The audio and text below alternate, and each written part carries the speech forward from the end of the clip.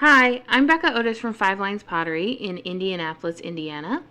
And I'm Ryan Durbin from RD Ceramics, located in Southgate, Kentucky. And welcome to Wheel Talk.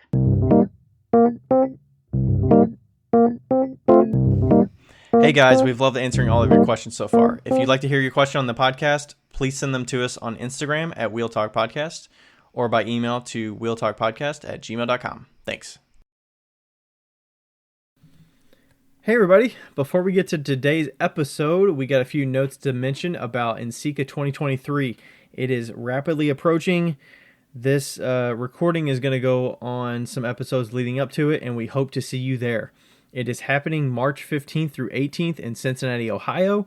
I am just across the river over in Northern Kentucky, so it's a home game for me. I'm really excited about it. I've never been to NCECA in the town that I live in or very close, so I can, sleep in my own bed. That's going to be nice. We want to let you know where we're going to be. So Wednesday, I'm going to be at the Speedball booth starting at 11 a.m. to 12 p.m. That is at the Resource Hall, booth 309. Come by and see me. I'll be doing some throwing. Later that day, we are going to get together at Queen City Clay to meet up with Tim C. and some other folks that are hosting the Clay Buddies meetup and shot glass exchange. So we're going to bring some shot glasses. We're going to bring some small items to exchange with some folks from the Clay Buddies group. That's happening from 4 to 6 p.m. on Wednesday. Queen City Clay. You've either heard the episode or it's coming out. My chat with Ben Clark. We're going to be talking about Queen City Clay, what makes it special. I think it's the biggest community studio in the United States. So definitely want to see that. That is not downtown, but you should make a trip out. It's a great studio to see. They have some exhibitions going on, as well as just, that get together with Clay Buddies folks. So that's Wednesday. Thursday, Becca and I will be doing a live podcast recording titled Learning Through Collaboration. That is a group panel with Lindsay and Dante from the Mud Peddlers. We're excited to get together. It's a 1-hour discussion on Thursday from 2:30 to 3:30 in room 212 of the conference center. So come by and see us. We're going to be answering live questions. We're going to be talking about some topics related to that title. And it's just going to be a good time. So come by and see us. And then later that night, we're doing an informal Wheel Talk podcast meetup. That's going to happen at Rhine Guys Brewing Thursday from 7 to 10 p.m. We just want to see you all. We want to see our listeners. We want to have you all come out, have a drink with us, hang out. There's also a show going on that same day in Rheingeist. It's called the Imposters Show. So there's a few friends from the show that'll be there. Isaac Shue, Andrew Linderman, some other folks. They're selling work. It's a pop-up. And, there's a lot to see there. There's also some exhibitions happening at Rheingeist. So it's a huge venue. It's a great venue. We want to see you come by, hang out, see us. And that's Thursday. So Friday, a little bit more chill. I'm doing a speedball demo again. I'm going to be alongside my studio assistant, Erica. So if you want to come by, say hey. We're going to be applying underglazes. We're going to be carving, talking about all the stuff that we use and why we like speedball underglazes. That's going to happen Friday, March 17th in the Resource Hall from 1 to 2 p.m. Booth 309. So come by and see us at Speedball.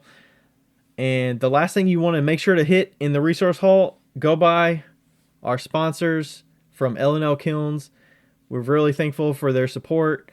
They're in the Resource Hall as well. I don't have their exact booth number, but go check out their kilns, see what they offer, see the Genesis controllers, see the element channels, all that good stuff we talk about, and tell them we sent you. We really appreciate their support. And then lastly, if you want to get all of this stuff with all the places we're going to be in text form, we're going to put this in an IG story highlight on the Wheel Talk Podcast Instagram account. So go there, see all that stuff listed out so you don't have to go back and listen to this and find out all that information. And then we've talked about in a past episode where we created a Google map that Rachel and myself put together of different places that are of interest that we think you'll like, whether it's a place to eat, a bar to go to, or just a really interesting area of town that you should check out. So we also will have that in the IG story highlight. Check that out. There's a lot of places in there. I don't expect you to hit all of them, and it's also not the end-all be-all, but it's just a lot of places that we've enjoyed the last few years that we've lived here. We've been in town for nearly 10 years, and we just love it. So we hope you really love Cincinnati while you're here. if you made it out. If you didn't make it out, we'd love to see you in Cincinnati in the future. It's a great town. We really enjoy it, and we hope you really love NCECA coming up. It's a great experience, and we just can't wait to see more of you all in person. So thanks so much. Let's get to the episode. Bye. Yeah. Okay. We're live. We're live. Hi. Hi. Hi. We have a guest today. Yes. We have Hi. Jodie Rozycki. There you go. You got Just it. just found out how to say her name about 2 minutes ago. Yeah. I didn't know your last name until I saw it on Skype. Do you I not put it know. on your Instagram because of the hard pronunciation, or just you don't want No. people to know your last name? I Or? had identity theft through Facebook about 8 years ago. I had my maiden name and where I worked. I had like all my information, just like didn't know. And then I was at work one day, and where I work, we shut down for 2 weeks, every 11 weeks in between semesters. And he's like, hey, is there any reason why you're filing for unemployment? I'm like, I have no idea what you're talking about. He's like, so yeah, and he shows me he got a letter. It's like was certified. They had my social, but they used my maiden name. And I'm like, Is it easier to pronounce than Rozycki? Ferguson. Yeah, I mean. Oh, okay. Yes, it is. And they filed for unemployment for my 2-week shutdown. So like they knew where I worked and knew, so it freaked me out. Wow. So getting all that squared away, they're like, don't have any of your personal information. So my middle name's Ray. So it's funny, like Facebook, my brothers call me Jode, my whole life. So I'm Jode Ray on Facebook. Jodie Ray. So yeah, I just try not to put my name out there anymore because it was such a pain in the ass to like get that squared away. I feel like a lot of people use their first name, middle name. I feel like it's usually women that do that. I don't know if it's for sake of like not wanting people to find them, kind of like what you're talking about. But yeah, so that's why, yeah. Okay. Now Nice I to meet feel you. like I'm second guessing all of my life choices. You need to go back and check some things out. Just don't have all of your information. I'm positive that somebody has used my social security number for something.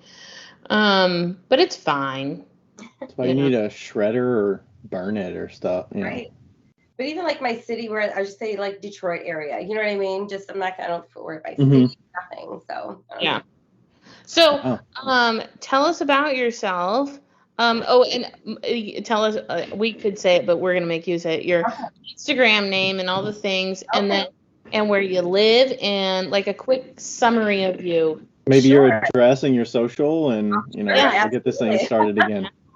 So my name's Jodie Ray, but Jodie Rozycki, and I'm the maker behind Mudslinging Pottery. My Instagram is mudslinging_pottery because I couldn't get the other one. I live in the Detroit area, just south of Detroit.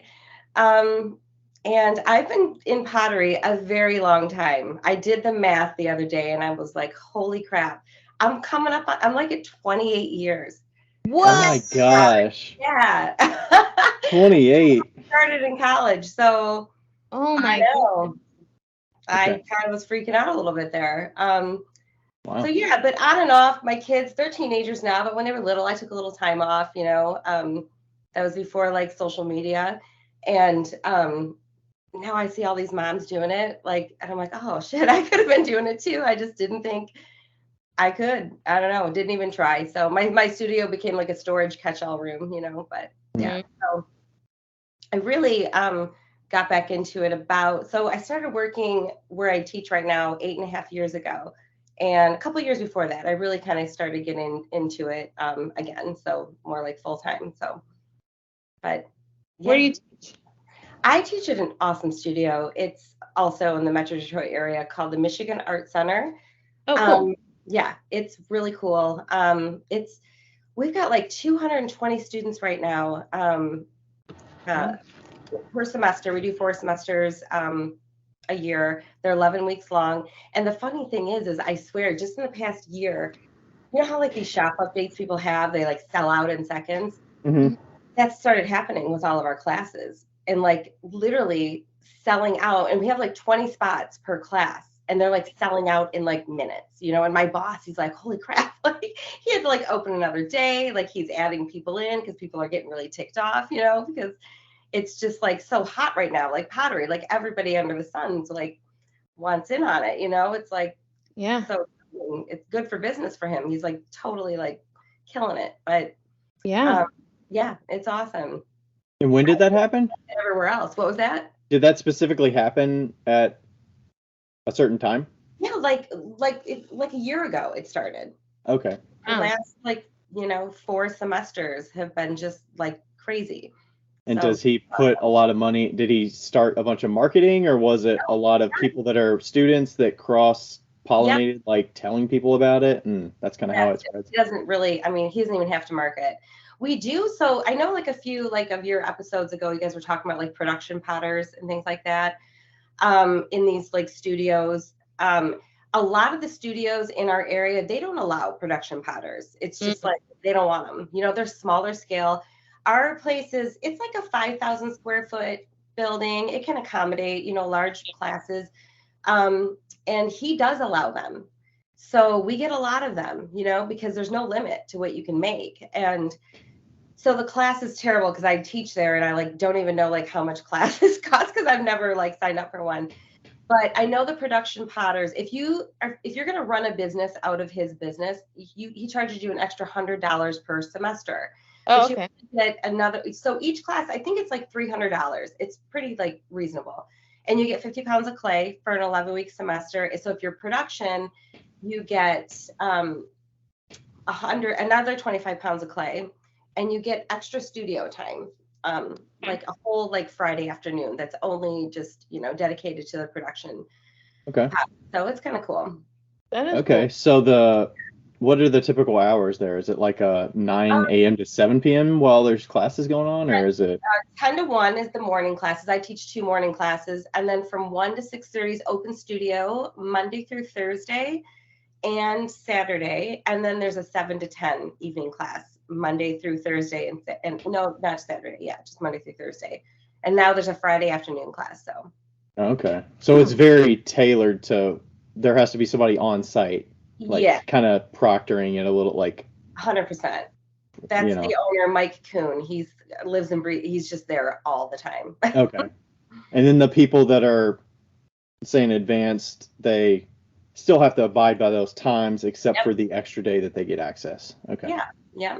But that's a lot of time that you could be in there. So. Oh heck yeah. It's pretty flexible. I mean, we are firing 500 plus pieces a week there of student work. It's insane. Okay. Yeah. And then like an 11-week class, that's pretty long. Like I'm used to a 6-week to 8-week normally. 11 weeks just sounds crazy, but I mean 11 times 4, that's 44 weeks. So you don't really have that much time in between sessions, unless you take a big gap during the Christmas maybe. But we do 2 weeks in between every semester. Okay. Like as an employee, we work the first week. We have to help clean the whole studio. You know what I mean? Like and get everything fired, and then we actually have like a full week off. So it's cool. Okay. Yeah.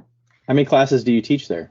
Just 2. I actually was teaching 3, but I just dropped one this fall because I want to focus on my own stuff because it's, kind of getting busy. Okay. Badass. Yeah. I'm like, man, I need to do some more of this. Yeah. So. Yeah. So are you 1099 there then? Or do you get hourly and you're Okay. I'm paid hourly, yep. Okay. Cool. Nice. Cool. Okay, I know that Ryan could literally ask a bajillion questions about this video, so we're gonna stop him.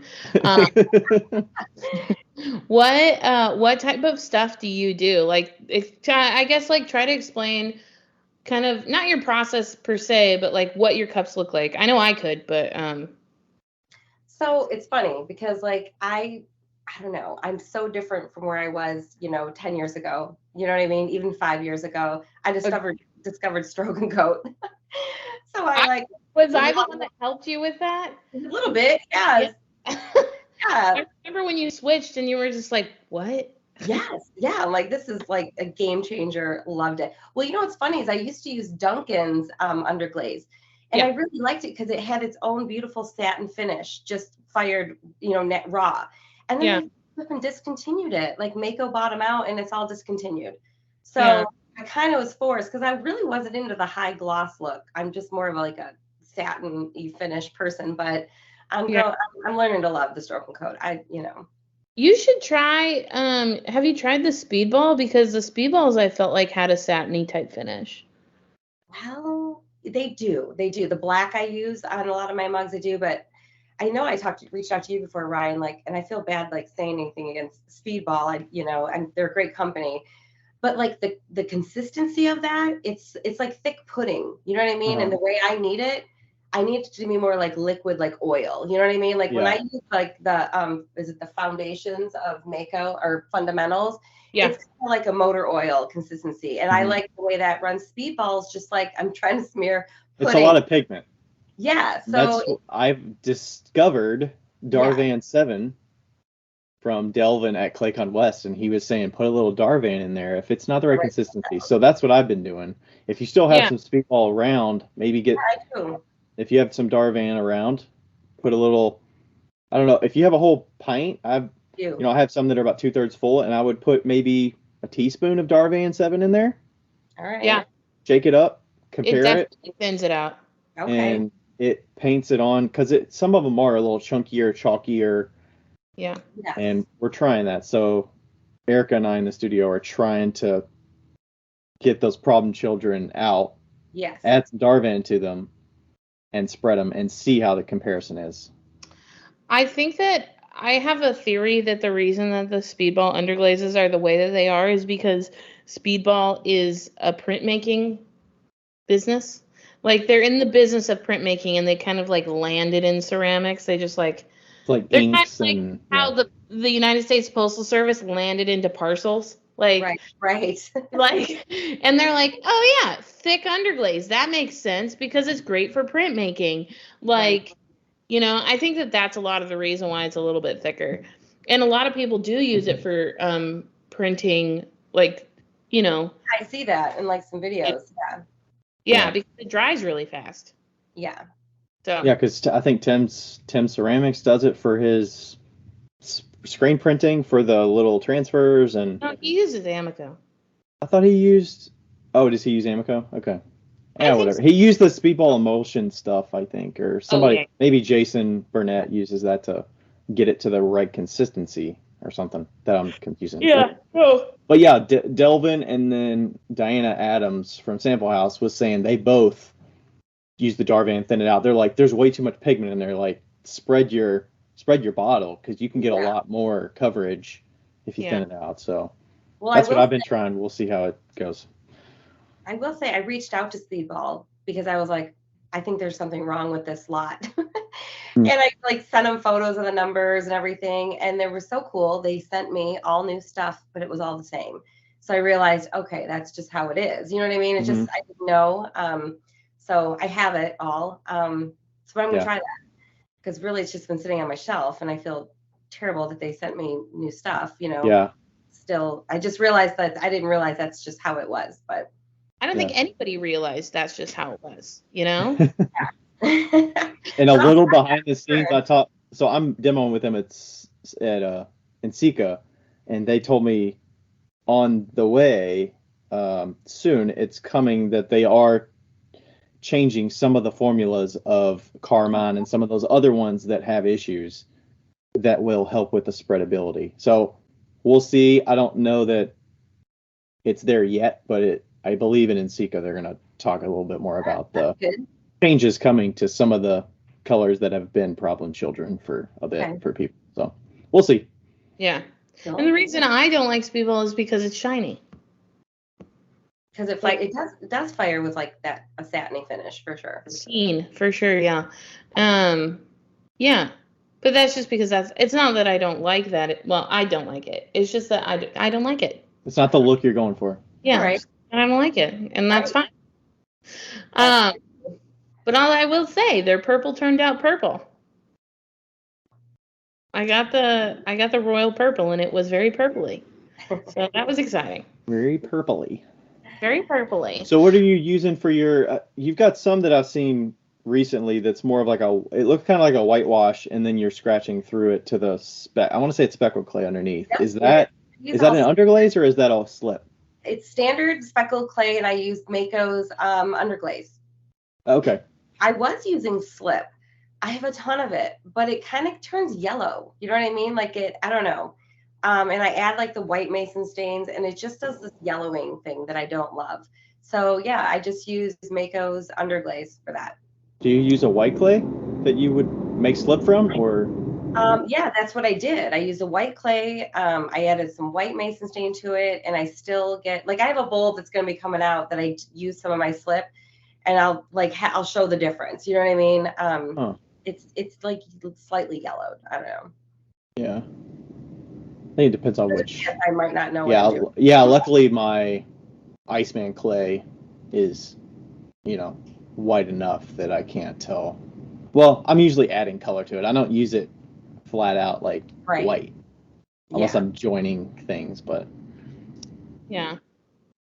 Okay. Yeah. See, we're Mako girls, and if Mako could just get on their freaking game and start freaking sponsoring people, right? I know, 100%. Yeah, we'd be a perfect pair for that. For sure. I mean, it sounds like from your all's talking about it, and I hear Becca talk about it all the time, that like the quality is there. It's just they need some marketing folks to have that skill set behind it to the quality get the word out. I love Mako products. They're fantastic. Yeah, I do too. I just don't understand why nobody even knows that they have underglaze. Like, it's just like, and their colors are really good. Yeah. Maybe it's not a moneymaker for them. Maybe how much money it would cost to get them to make more money on it is not worth the trade-off. Well, maybe. But they could be using social media for free, right? Just yeah. They could be, but they're not. Yeah, they're not. So. And here we are. Okay. But we still actually never described your pieces. Okay. What do you look like? So, I'm definitely like functional pottery. Mugs are fun. These little plant pour things. I'm sitting by all my pots. I don't know, berry bowls, just functional pottery. I've been making these little incense burners, which I can't even burn incense because I have asthma, but they're fun to make. I don't know. Like I'm always trying to make new things because I get super bored doing the same thing over and over again.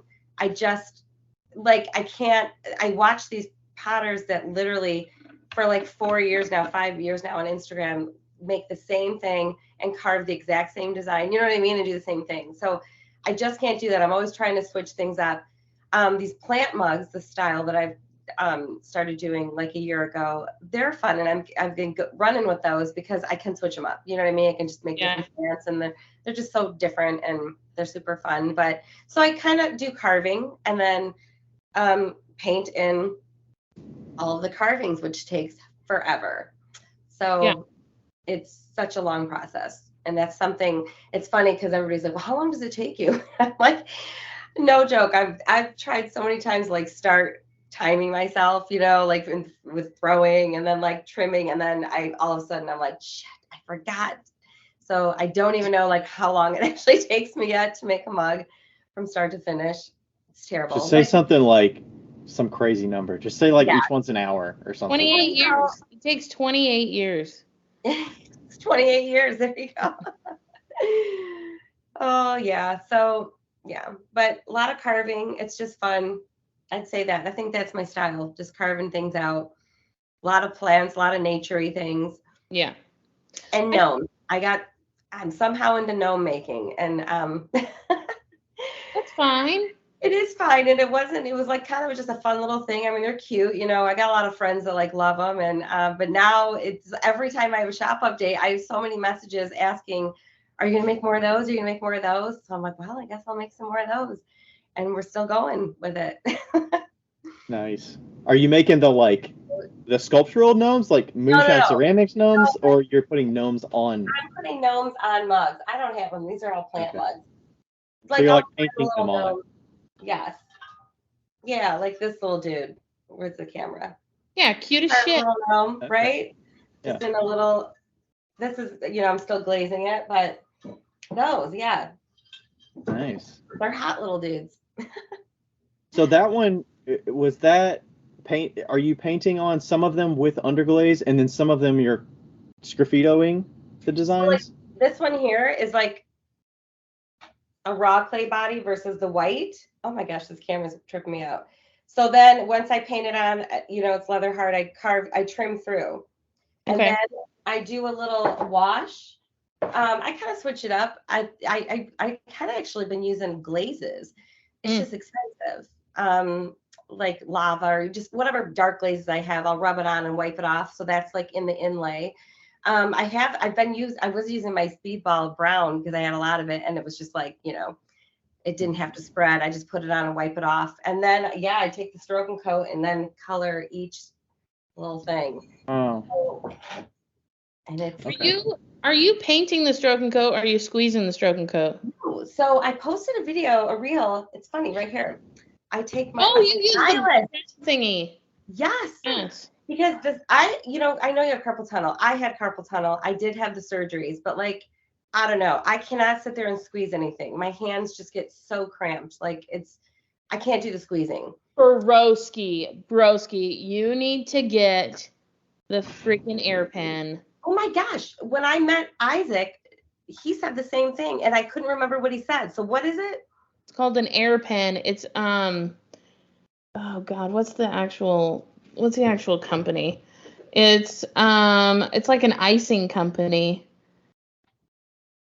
So, I mean, it's called Airpen if that's the Instagram account. It's Sugar Veil Air Pen. They should be are you going to NCECA this year? So yes, it's 3.5 hours away. My husband and I are going to drive down, so we'll be there all day Friday. Yeah, so they should be there. Okay. I mean, like in the past, I've seen them there. I have it, and here's the thing. No, it does not like hit you in the same way carpal tunnel hits you. Like you're not squeezing something, but you are leaving your finger over the air thingy for a continuous amount of time. So I feel like it still causes carpal tunnel. It just causes it a lot later. Okay. Like it's a slower. Because of the strain of like holding it in the same position. Yeah, if you like watered them down a little bit, it would. I'm like doing tiny ass dots. So if you were filling something in, I bet it would be freaking great. Okay, like this. So these little plant leaves, you're telling me you could fill those in? Yeah. I can't even imagine that. I have to check this thing out. Yeah. Luckily at NCECA you can actually try it out and see. I can't wait. I'll go just for that. Like I dip it in and I like loads it all up and it just kind of drops down and I spread it along with the stylus. I wonder if you could use if you weren't going to do that, I wonder if you could use like one of those old school fountain pens. Oh, yes. Like a calligraphy type? Yeah. The one that has a little cup on it? Oh, yeah. I'll write that down. Because I mean, like if you were going to use like a ton of different colors, like if you had one green that was like pretty much always your leaves, I would do that in air pen and but if you had like things that were always different colors, I gotta email them or talk to them because they don't send you enough cartridges. If I had like 15 cartridges, it would be the best thing in the whole goddamn world. But they sent like 4. And so I was like, well, this doesn't really do me any good for like lots of things, Yeah. But still do all of my dots on all my cups with it, and it takes a quarter of the time. Man, okay. I got to look into that because this is like a serious time suckage right here. Yeah. And Liz Cohen is doing, and I bet if you put Darvan in whatever glaze you're doing, even though it is thin, it would even run a lot easier since it's hitting that edge. It won't like go over, Yep. But Liz Cohen, she's using squeezy brushes because she apparently has magic fingers, and like she's fine with that. But yeah, she fills it in too. She was painting it on like at the very first, and I was like, dude, bro, you gotta stop. Like that's too long, and it still takes a long time, Yes. But Renee Lepresti, she uses the air pen. All right, what's her name? Renee Lepresti. Lepresti. She's got a video anywhere. I'm wrong. Yeah. Lopres. Yeah. She's freaking crazy. All right, I'll check her out. Yeah, she's amazing. Yeah, those people that have the very painterly stuff, it's like that looks beautiful, but I don't want to go through that process of applying that. Like there's just not an efficient way to do it, except for some of the, Right. like the air pin's a little more efficient, but it's still you still have to spend that time to Yeah. intricately paint it or apply it. Yeah. I'm always. Go ahead. No, go. This is your interview.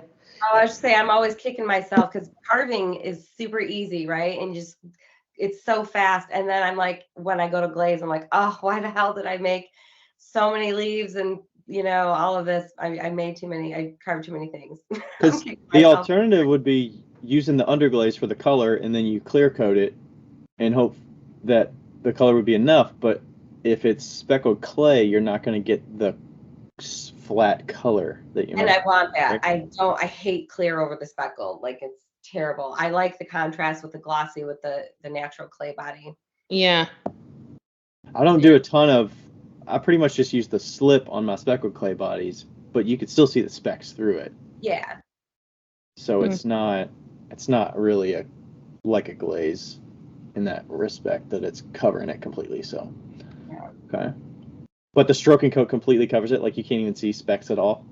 No, you can see. I can't believe I don't have anything here. It's like mine, Brian. Yeah. Like mine. The specks come through. Yeah. The only time the specks wouldn't come through is if you put like a white slip that didn't have specks. Right. Of it. Some of them are a little more opaque. If they're heavy, maybe you won't get it through a little bit. But yeah, for the most part, you can see all the speckles. Yeah, it has like a little shine to it. It looks like looking at some of your looks like snowmen, or maybe they're gnomes that are just Christmas. I will say that what I've found, I don't know if this applies to like a brown clay body like yours, but I found like when I was working with the obsidian in Utah, which is a pure black clay, which is straight from hell, and it's I mean it's great, but it's glazing issues. It's got a lot of glazing issues. But if I had put underglaze, like if I had lined the cup with white underglaze, just a quick line with white underglaze, and then done stroke and coat over it, it would have been perfect, Yeah, and I find that if you do a quick base of underglaze under stroke and coats, it performs a lot better, and it doesn't move as much. You know how sometimes it can kind of like, move? Yeah, so it doesn't move as much, and that's really nice. Okay. Also, I finger paint. You do? Like smudge it with your finger? It's just like your ball tool, but you're using your finger. Right. I get it.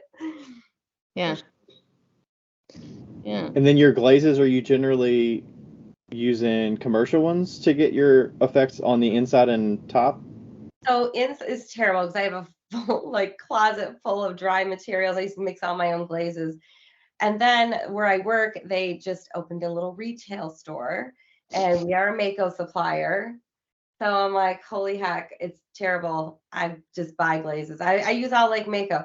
I use Coyote's white liner glaze for the inside of all of my functional, all of my mugs pretty much, because it's just indestructible. It will not craze, and show the coffee or anything like that. But yeah, no, I'm just using stroke and coat now. And my husband's always like, what are you doing with all of these chemicals in here? Taking up a massive amount of real estate in our storage room. But so I don't know. You're like, maybe one day you'll get back to it, or is it you just don't want to? I just don't want to right now. Inventory it and sell it, yeah. It's a great time. You're driving down to Ensika. If you inventoried that now and posted on Clay Buddies, you could probably get rid of it at Ensika. Wow, I didn't even think of that. I'm writing that down. I got a bunch of dry materials in my car. If somebody wants it. I have it in labeled containers. I just be like, here's the whole container. It's yeah, exactly. You're in you've literally the perfect timeline of trying to get rid of it is That's smart. I think I might do that. Jodie's just taking all the notes over here. I do. I'm filling a page. Love it. So you got all the different designs. You're talking about, sometimes you get bored with doing the same thing over. Are there more popular than others? I mean, you talked about the gnomes. Are there ones that just you kind of have to have every time? Yeah, pretty much. I call them my little snowy dudes. And it's funny because it's like I didn't really want to make them this year, to be honest. You know what I mean? They're cute. I make them snowboarding and downhill skiing, and they're like kind of fun and cartoony. But I had so many people like excited and like I can't wait to grab one. I'm like, oh crap, I gotta make these. So I think I literally made like 12 and that's it. And I like so many people going, okay, so I didn't get one. Are you gonna make more? And I'm just like, oh, Oh. I really just don't feel like it. You know what I mean? That's like the thing is, it's like they'll be like, "You gonna make more bee mugs?" And I'm just like, I don't really know because I just don't know if I'm gonna feel like it. So I don't know. I don't do any custom or orders or requests or anything because it's just it's just whatever I feel like doing. So it's yeah. Have you done customs? Oh yes, I have, and it's terrible. I will What's never do it again. what's the negatives on your side so people can hear Well, some of this okay, well, and maybe avoid it or just have something in their mind of what to ask to prevent the same thing happening to them? well, here's the problem is I had to do a custom bowl for a gentleman. He's a hunter. And he was like, "Ooh, could you do a hunting scene like carved on the outside?" And he wanted a green glaze. So I made two bowls, right? Because you've got to make sure one works out. And he has two dogs, and I carved out, around the bowl. I mean, it was like just kind of simple carvings, but I did a lot of carving.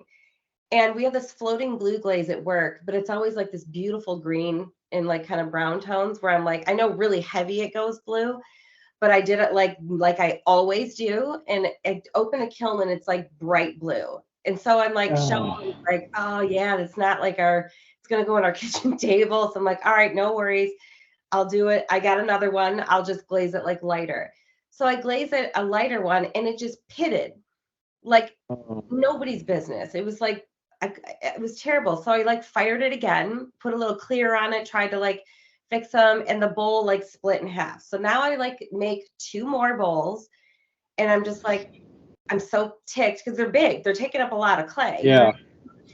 And my boss, we were like talking about it because I like a lot of my mugs are kind of like dry on the outside, with the stroke and coat, but he thought it was like too big of a piece to have like a glaze just on one side and having too much raw on the outside. Does that make sense?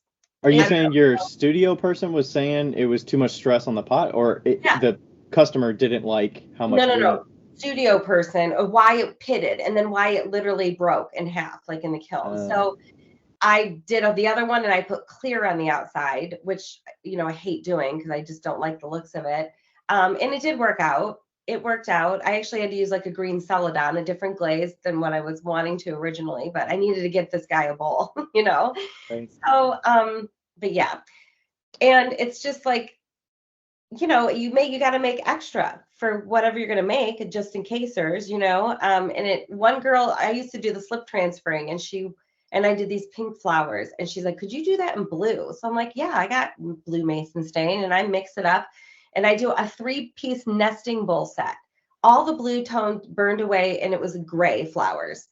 And I'm just like, so I'm like, listen, I'm not making it again. You can have it. I just gave her all of them, like, because, it's not at all what she wanted. And yeah, there's a few more, but I mean, I'm just not doing them anymore. I lose a lot of sleep over that stuff. Yeah, it's tough because you got to know how much to test. Do you make a bunch of samples of and I don't know how you're applying the glaze.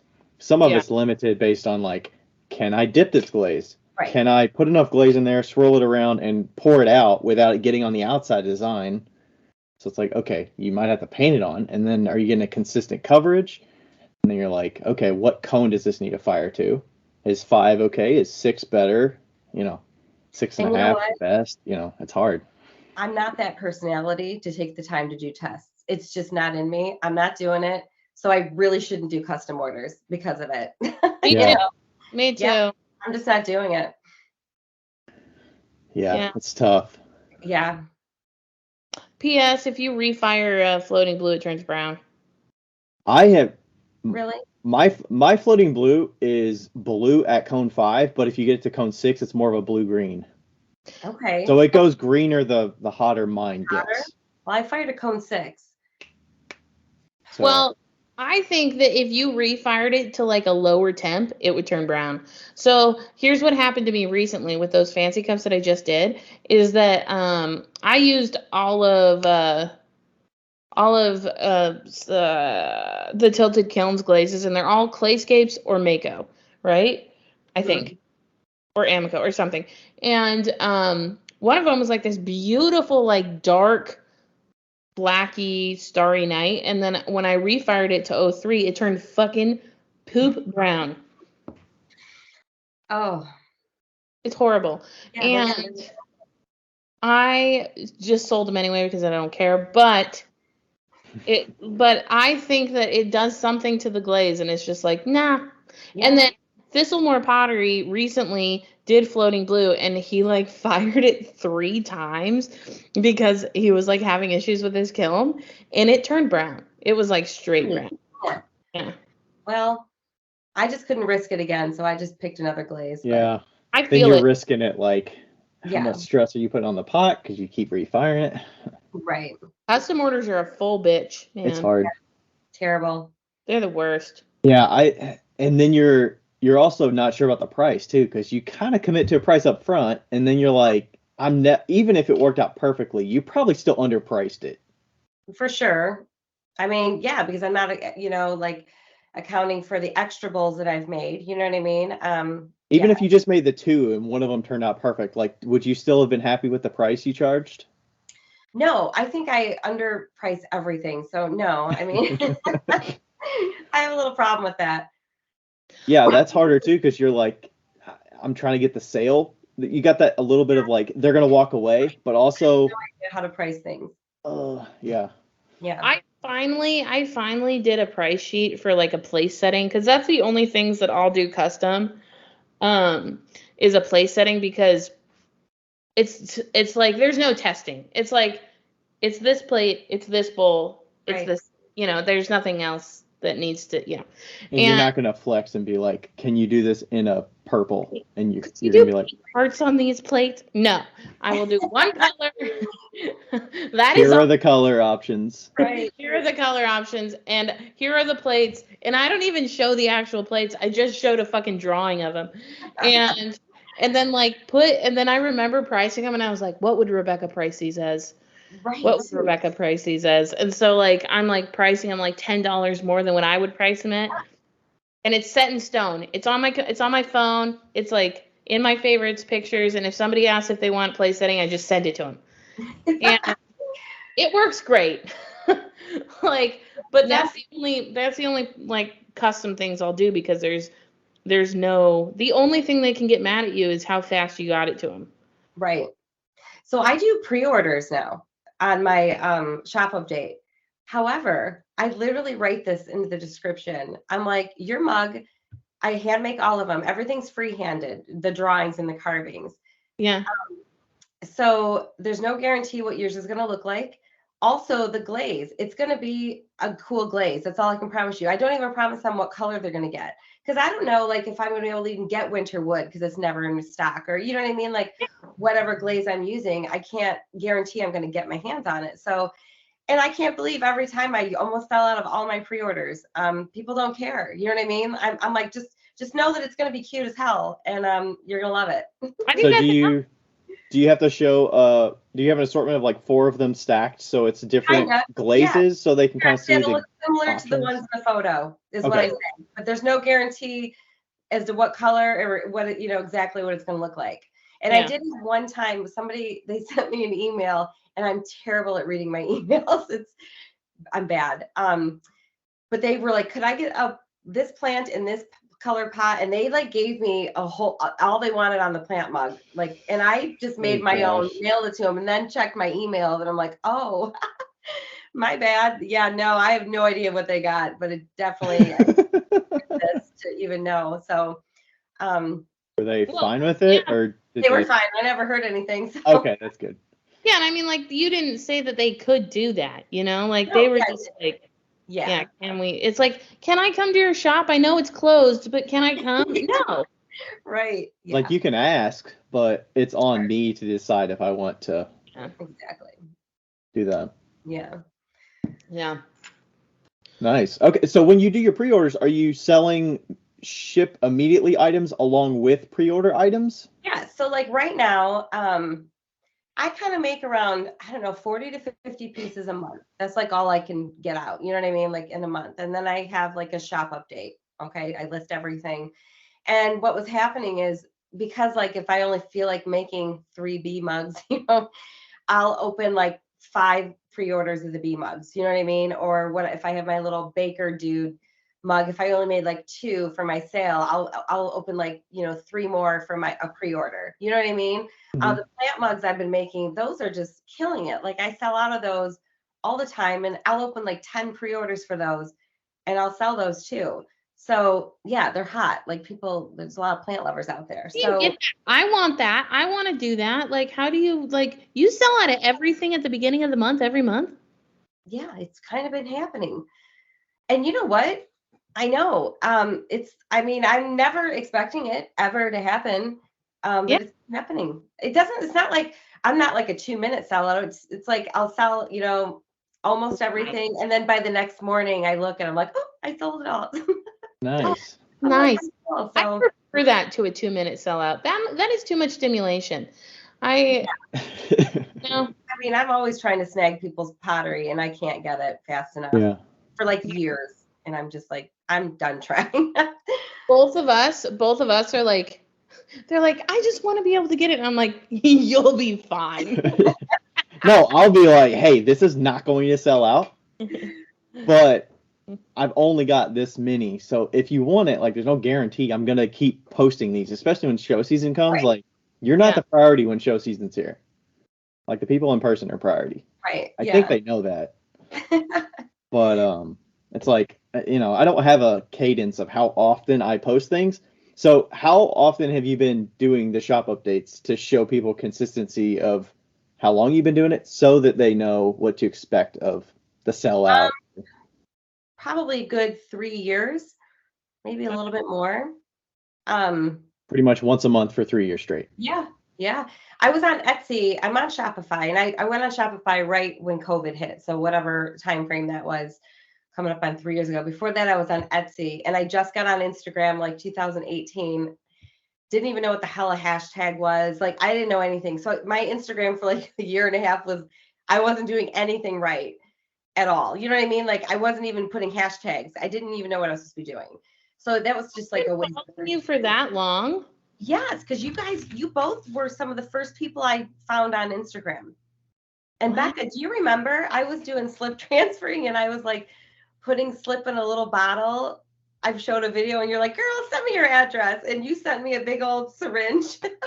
Oh yeah. I'm like, this girl's so cool. That was awesome. You're talking about to get it into the little bottle? Yes, like I mean, I don't even know what I was doing, but it was pretty taking her. ridiculous. I remember that video in my mind. It was taking her like 15 minutes just to get a fucking thing of slip into a little bottle, and I was like, dude, get a fucking syringe. And so I had like extra ones in my shop, and so I just sent her some. Yeah, she's like, give me your address right now. This is ridiculous. I'm like, mailed me the syringe. So that was awesome. But Ryan, so no joke, a year ago, September, I had like under 2,000 followers, right? So, Mhm. and so I've been on Instagram though for like several years, and I'm like, I don't know what the hell I'm doing. You know what I mean? Whatever.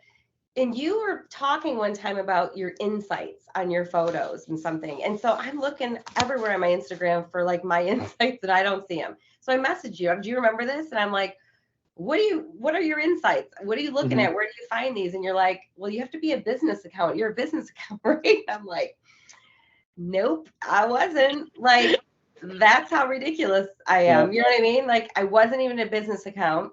So it was like a year ago, September, that I made my account officially a business account. And then I could see the insights. Mhm. And then, so what I've been doing for, and I think this has helped get me to, I'm a little over like 9,000 followers in a year, in a few months. You're doing great. 4 years to get to 2,000 followers. But here's what I've been doing, and this might be helpful to Me. like your audience. So when you have in your business account, you got the little boost photo, right? the boost photo option. Mm-hmm. So it kind of sucks because it's kind of like it's a pay to play little system and I just did a little test on it. So I boost a photo now, like a couple days before I have a shop update. I pay no more than $6 and it's $2 a day for 3 days. And I will, with my insights, checking out all of the stats. Like, I mean, I'm gaining like 800 followers. You know what I mean? Like sometimes per boost for one photo. For $6? Yes. So sometimes I'll get like 300. So I did a little test. I haven't done it since November. Oh, I did it my last restock in like late November for Christmas. And I haven't done it since. And no joke, I was just talking to another girl who said she's doing the same thing. Like I've been losing followers daily, like 8 one day, 3 the next, another 5. And I'm like, what the heck? I'm like losing followers because I haven't been doing that. And so I did a little test and I boosted a photo the other week and I've been consistently gaining again. And I'm like, oh, so it's a pay to play system, apparently. And it's specifically a photo. It's not a real. No, it's just a photo. I haven't even, listen, the real thing really ticks me off. I just don't have the time to do this stuff. Same. I don't want to sit there and record myself. I hate it. So I'm just that's just a photo. And are they specific photos related to that restock, or is it just you look at your insights at which ones are popular in the last week and you boost the most popular one further? Well, I do. No, I guess I don't really think I look at it that deep, actually. I think I just pick like the photo that I think is the coolest. And it usually obviously is something that's going to be available in that next restock. Okay. But I don't really even look at what you just said, like what photo. Okay. And I'm curious about the captions too, because I've heard, I think it's just out there that like if you use the word shop or link in bio or stuff like that in the captions, that it's like it's salesy and yeah, I've never even done that. I mean, I'll say this guy's going to be available in my next restock. You know what I mean? Okay. I don't know. And then I just do all the hashtags that I, look around at all these other successful potters and looking at what their hashtags are. I've gathered some of that data. Yeah. That nice. And you're able to see the followers because you can see the insights on that sponsored post or boosted post. From this post, you've gained this many followers. It'll tell you like men and women. Actually, it's like gives you a lot of information. Wow. Yeah. For 3 days, 800 people. That's crazy. I mean, yes. I mean, and it tells you. I mean, when you're doing it, it asks you some questions. Do you want people to bring? Do you want to be people to brought to your profile, your website, whatever? I just say my profile. Do you want to target them through? I think. Maybe if I suggested hashtags, or do you want like Instagram's algorithm to just take care of it? I would just let Instagram take care of it. And I think that's like the only questions they ask for that. And then how much do you want to spend? I'm fucking this right now. I mean, honestly, and no joke, like last September, I think I hit like 2,000 followers and I'm always like, oh my gosh, it's like awesome. And then, so now I'm like a little over 9,000 followers in a year. So can you also see how many people are going to your website from your Instagram? So I would suspect a lot of the people that are buying from you are coming from Instagram? Yeah, they are. So with my Shopify, you guys don't have Shopify? I don't, no. Okay, so like in the analytics of it, oh my gosh, it's so cool. And I'm sure like all e-commerce platforms have this information, but it breaks everything down. It tells me all of my customers that come from Instagram. And it also tells me what comes from promotions, and that's what I don't know. I'm like, it can't be. Is it tied to it somehow? It can't be. Maybe it's kind of like a cookie. They know that your device has engaged with this thing. It's kind of like an Instagram cookie or like a Facebook cookie. Okay. And then it tracks you across the different platforms. Is kind of the way it works. So if they were to go into Facebook from somewhere, they know that you came from there. That's a whole nother language that I don't speak, but you just made sense of that for me though. Yeah, it'll say like $1,200 were from your promotion sale. You know what I mean? For sales for promotions of the year. It totally breaks. I have all that information. It's quite fascinating how deep it goes. Wow. Yeah. And then do you do an email list or anything like that as well? So my Shopify comes with an email subscription, and I think I can send out like no more than 10,000 a month before I have to pay. 10,000 emails or to 10,000 people? 10,000 Well, I guess emails. People. I don't know, or emails. I don't even know. Maybe it's emails. I just know I'm never going to be anywhere near that either way, so it doesn't really matter. Question. Yes. Okay, I'm boosting my post right now. And Okay. it's $15 over 3 days. So what do you usually do? Your budget. Do you usually do $6 over $2 3 over 3 days? A total of $6. $6 over 3 days. So $2 a day for 3 days. I just want to make sure. Yeah, $6 over 3 days. Okay, so $6 for the full 3 days. Okay, and that gives you 5,500 to 15,000 estimated reach. If you were going to do like $10, it'd be a lot more. Like if you're going to do $12 over 3 days, it'd be 6,100 to 16,000. Okay. Exposed to that post. Yes, of like new people. And then you do it over 3 days. Okay. And I let Instagram choose my audience. Yeah. Okay. Preview ad goal, audience, automatic, payment, ad, boom. Boost post. All right. Becca got it done in 2 minutes. Yeah. I'm excited. So I have no idea what you talked about. So the good thing is about that is you are paying for somebody to come in, but if you think about it, once somebody becomes a new follower, and you should kind of recognize this, if you follow somebody new, you will start to see some of their most recent. I think Instagram gives you their most recent post first, maybe, but then they start cycling in like, okay, did you like their most recent? If you liked it, then the next time we show you, maybe we're going to show you their next most popular post in the last like week. Yeah. So then you're going to start seeing it kind of trickle on your other content. So if you're producing good content, good photos, good reels, instructional things, then it's just going to snowball, and that person's going to get to know you more and like your content deeper. Yeah. Than somebody that may have just stumbled upon you randomly. I mean, plus it's kind of nice to see a sponsored post that's not selling you something. It's just showing you art. So. Also, I wanted to tell you that I lose like 120 followers a week. I do. People are like, fuck you. How much do you post every week? A lot. I gain like 400 followers a week. I post. Yeah. I'm doing better. Yeah.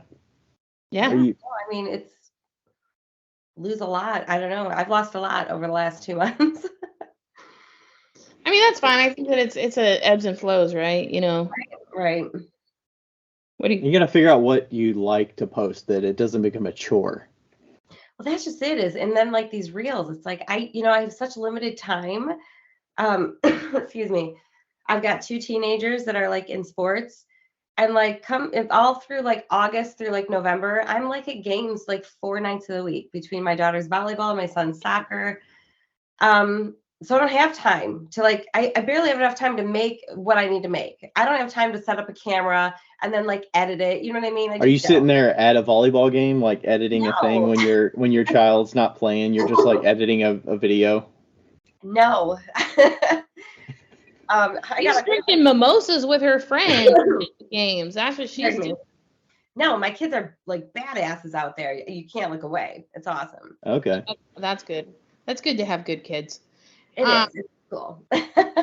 I was going to say also, last week, I don't know if this is because I said I was retiring or not, which was a lie, but like, I had a post of just like a cup, and I was like, I guess I can retire now, and everybody thought it was serious, but I got 100 likes on that post. Not everybody thought you were serious. Mostly the Facebook crowd thought you were serious. Literally, like, all these old ladies are like, oh, we're so sad to see you go, but your next adventure will be great. And I was like, are you fucking kidding me? I have to pay for this van. Like, anyway, it was just a picture, and it got 800 likes. So I feel like, yeah, I haven't stopped doing pictures, just like you. Yeah. And I feel like it was a lie. That whole like reels are the deal, you know. I mean, I know that it was true, but also pictures are fine too. Like pictures are kind of, yeah. You know. You reinvigorated me with this Boost Post thing. Like, everybody can afford $6. Yes. And if you're going to get sales out of that, it's not worth you it's like you're discounting a piece for $6. Absolutely. You can't afford to discount one piece for $6. Yeah. I mean, I'm so excited. I'm so excited. Quite possibly the best news we've had on the podcast in some time. I thought everybody knew this, and I thought that I was the only one like that wasn't doing this. I assumed pictures were dead unless you put audio on it. I was like, I mean, maybe 6 months ago, any picture posted was dead. But now if you put a video on it or audio, I keep saying video. If you put audio with it, it's like, okay, Instagram kind of wants to show it to some people now. Yeah, no, it's. But now we know. Yeah. Here we go. Mind blown. A moment of silence for the boosted post. Yeah, let's. I'm excited to hear how it's going. I forgot my questions now. I know. Okay, so when and you mentioned like mixing up some of the designs and stuff, are you going in based on the season as well? You're just kind of mixing up what you feel like doing, and obviously you're not making Christmas gnomes right now or candy cane things, so. Right. Yeah. No, I definitely kind of follow the seasons, like in fall, which is my birthday month, time, and it's my favorite season. I'll do like Farmer Charlie gnome month. And I'll do like apple orchardy, you know what I mean? Like they're so much fun. And then those damn pumpkins, which, oh my gosh, the pumpkins, I was making those and now I have no desire to make those anymore. Isn't that crazy? Like, like making the physical pumpkins, not putting pumpkin designs. I don't really care to make them anymore. And I see people make pumpkins, and I'm like, I'm never going down that road. Yeah, I mean they are fun to make, but they are very time consuming. And I just, I don't know. I lost the love of making pumpkins, so I don't know that they're going to happen this fall. Isaac Shoe makes. Yeah, I see that. He makes like 1,000 pumpkins, doesn't he? Yeah. A lot of fucking pumpkins. And he told me that he's doing like 5 a day. He's starting now. He's just doing 5 a day. Yeah. That's crazy. Like, where do you store 1,000 pumpkins? Exactly. Starting in January. Yeah, you can't stack those motherfuckers. They got stems. Yeah. Well, he's got more. He's got a new studio space, so hopefully that's his old studio. Is the pumpkin? Yeah. Pumpkin. What do you call it? The pumpkin patch. Yeah. The pumpkin patch. Oh yeah, his studio's. My studio is tight. It's a room in my basement. I'm in there now. It's like 9 by 12, but then there's like a wall cut out, so it's not even like a full square. Yeah. You got a sink in there. That's nice. We do. I got a sink. Yeah. And it's small, but it's like we live in a bungalow, like 1,200 square feet. Oh, and nice. my kiln's out in the garage, so I have these big bins, so I have to carry everything out 12 mugs at a time out to my garage. So times 50 pieces, and then I got to bring them all back in the house to glaze them, and I got to carry them all back out. And Michigan, we get all this weather, so sometimes I'm like, I just don't want to do it, but you work with what you got. Yeah, I am. I'm working with what I got. Honestly, like my studio space, I don't really need anything bigger than this. It suits everything I need. It's perfect. Like my racks, when I fill them up, that's all my kiln can accommodate anyways. And I don't have room to store extra. You know what I mean? Like I can't like get ahead because I don't have any room to put any of it. Like our house is like pretty packed. So was the studio that you teach at, did they ever offer like you studio space, and why would you yes or no? Yeah, no, working there, my boss, he's always like, oh my gosh, I could go there all the time and make stuff like unlimited. He would be totally fine with that. But I just can't be there. You know what I mean? I have to be home, working. It's just much easier to be here. You know what I mean? Mm-hmm. Especially with my kids' schedule, I can come home, work 2 hours, and then head to a game or something. You know what I mean? And then come home and maybe work another hour and a half. You know what I mean? So. Yeah, having that flexibility, having your own space, you don't have to worry about, is the heat killing like my pots right now at the studio, and do I have to worry about uncovering my car or how the road's going to be, or. And nothing's drying in that studio right now. It's like so cold. So it's awesome. I have a door and I have a dehumidifier, so I can like close the door, put the dehumidifier on. The next morning, everything's leather hard, ready to trim. And then literally I can like handle everything, and I can have everything dried out in another 24 hours if I really wanted. Yeah. It's like kind of awesome. Yeah. That is one thing that the humidity does really well for the humidity and the cold does really well for pottery. It's like you can time it. Yeah. Yeah, it's pretty awesome. Yeah. Oh, Ryan, ask her the questions. Oh. Oh yeah, the questions that I sent you. Yeah. Okay, so you had a couple fun questions for us. Okay. You said, and okay, I think I know my answer for this. Okay, what is your guilty pleasure? Oh. This could be anything. This could be food. Oh yeah, no, I have one. And entertainment, or it could be anything. So every night for the past 3 years, and I'm not exaggerating, it's almost every night, my husband and I, we play Fortnite for like an hour. I fucking love this. Yeah. I never played it. It's amazing. I love it. I grew up like my brothers and I, we just loved like Atari and Sega, when it came out. I love gaming. And my son's a gamer. And it was like, COVID hits, and my son, what's he going to do? He's gaming. So my husband's like, oh my God, he's just whatever. So I'm sitting there playing Call of Duty with him and stuff. I'm like, you know what? It's kind of fun. I'm like, you should try it. So literally we all just started gaming together. And so now my son's like, oh my God, he's done with us. But we play with my friend's husband.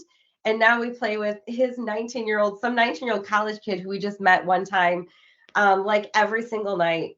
It's like so much fun. It's just, like some people drink wine and whatever. We don't, this is like the way we unwind. I don't even watch TV, but it's sad though, because I'll be out with some friends on a rare occasion, and they'll like send a text. We have like a group text, and they're like showing their stats and their gaming, and if they win, and I'm like, oh my God, I wish I was there. Oh, I thought you were going to say, oh, we got 15 minutes until we go. And you're like, sorry, guys. Sorry, everybody. Yeah, no, I I'm got to go. Dang it. I kind of wish I was home right now.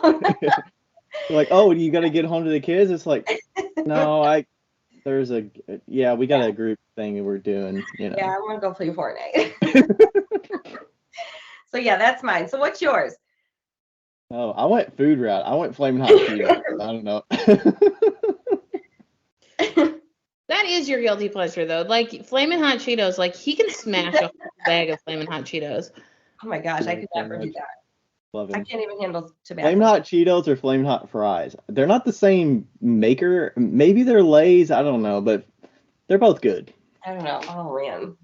I can't do spicy. Crunchy Cheetos, not the Puffs or any of the other. I feel like there's so many Flamin' Hots these days that it's got ridiculous. Becca, I didn't finish that Flamin' Hot Mountain Dew you gave me. I didn't drink any more since you gave it to me. It was. Yeah. I got it. I found it at the grocery store, and I was like, we have to try it. I didn't plan on finishing it. It was just funny. Yeah. What's yours, Becca? This sounds really fucking dumb. I feel like I know yours, but. Well, you probably don't, actually. I don't know. Well, I have an idea of one, but. I really love goldfish with Skittles. Ooh. I know that's did you think that was it? No, I was thinking entertainment. I was thinking you were gonna say The Bachelor or something. Oh, definitely The Bachelor. For sure, The Bachelor. Like, if we're going for entertainment, The Bachelor. I haven't seen it in a couple of years, but I fucking love watching The Bachelor and making fun of everybody. Like, it's so great. I've watched a few Bachelors. It is pretty fun. I get it. Like, let's be clear here. I don't watch The Bachelor because I like The Bachelor. I watch The Bachelor because I like to make fun of The Bachelor. There is no investment. There's like no investment. But I haven't been watching a lot of TV recently. But I have thought about watching the newest season, but it's getting a little bit much, I haven't watched it in a few years, but I don't really know what's going on this season. Yeah, but I like Skittles and Goldfish, and It's a sweet and salty. I know that people think it sounds really weird, but don't knock it till you try it. I'm gonna try it. I wrote it on my pad here. Big Yeah. circle on it. I don't know why any fruity candy with goldfish is like my thing. Okay. I remember like when I was in high school, so this this might be triggering for some people, but like when I was in high school, I was on like so many diets because like you know, the Midwest. Like I've been on every single diet on the goddamn planet. And I remember one time I just like I think it was on Weight Watchers or something like that, and I went down to my brother's room and I just fucking ate so many goldfish and sour ropes. Like it was Like the Sour best. Patch? Sour ropes. My The kids sour love ropes. those. What are sour ropes? The I don't like them. I need to Google these here. the punch straws, the sour punch straws. Oh, that's what I said, Sour Punch. Yeah, sour punch straws, yeah. Okay, yeah, I know what you're talking about.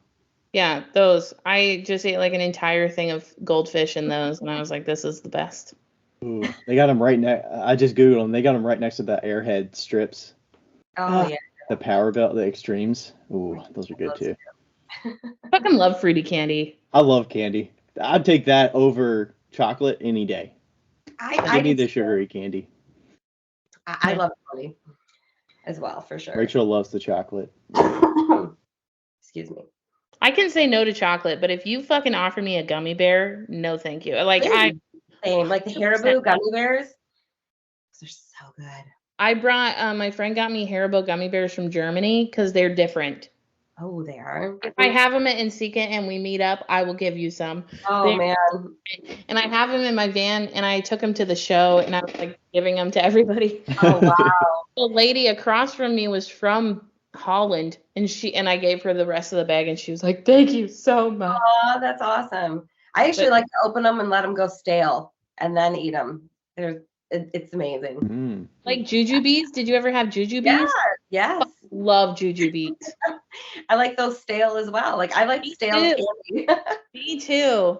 We're weird. It's fine. You know what else I love, Becca? With one of your podcasts, anytime I open a can of black olives, they all go on my fingers and I eat them all. Like yes. I'm like, yeah, that's what you do with black olives. And like I've never even cooked with olives really. I just eat them. Like I've never actually cooked with them. Yeah. Gross. Delicious. The new guilty pleasure that's going to be for years to come are the nerd clusters. They better not ever get rid of those things. Yeah. Everybody's discovering the nerd clusters. Sticky rope or no? Yes. Yes. Yes. So they're the nerd clusters. They were voted the #1 candy in 2020. And yes. They've been around that long? Yes. And you can get them at Target, and they're so good. You can get them other places too, but they're so fucking good. If people want to make us happy at Insika, just give us a little bit of nerd clusters. Yeah. You know, they used to have a nerd blizzard. Oh, yes, I think I do remember that. Yeah, that was my favorite blizzard, and then they discontinued it because nobody likes nerds. Your teeth. Hard nerds. Tooth chippers, I don't know. If they did nerd cluster blizzard, I think it would be better. We went to like a kids' play place for the nieces and nephews recently, and they had a slushy. So like slush puppy, and then they put nerds on top. Oh yeah. And you suck that thing up, and it's like, and you're fighting on a nerd. It's like. I should probably turn on the lights. No, you went a little dark. Yeah, it's a little. Geez, you're on the West Coast. It's. Oh, well, it's about 5 o'clock there. So, all right. It's 5:14. Okay. Yeah. What's another question that's fun? All right. The other question was, what's the first thing you would purchase if you won the lottery? Oh my gosh, I do remember asking that now. I couldn't remember these questions. We ask this all the time. Like when we drive to our place up north all the time, and these are questions as a family we ask each other. And we don't even play the lottery. We're like, what would we do if we won the lottery? You know? Yeah. Like we need to actually start playing the damn lottery. Right. Yeah. So, gosh, I don't even know. I don't even think I'm meant to have that kind of money because I can't even like fathom spending it. But I don't even know. Would you pay off your house? Yes. That's the first thing I thought of. I mean, I'd want to go house shopping for sure, Yeah. right? That would take so much time. And then probably want to build a house. Yeah. Okay. I'd pay off my house for sure and my cabin. Okay. I think that's reasonable. I would pay off my van and Yeah. then build it out to be nice Yeah. Build it out, yeah. and Would have you a pay- skylight. Would you pay somebody to do that? Fuck yeah, I would. I wouldn't do it. Okay. Yeah. So you just have to get somewhere and be like, okay, where are you building this at? And then you got to find somebody you know there.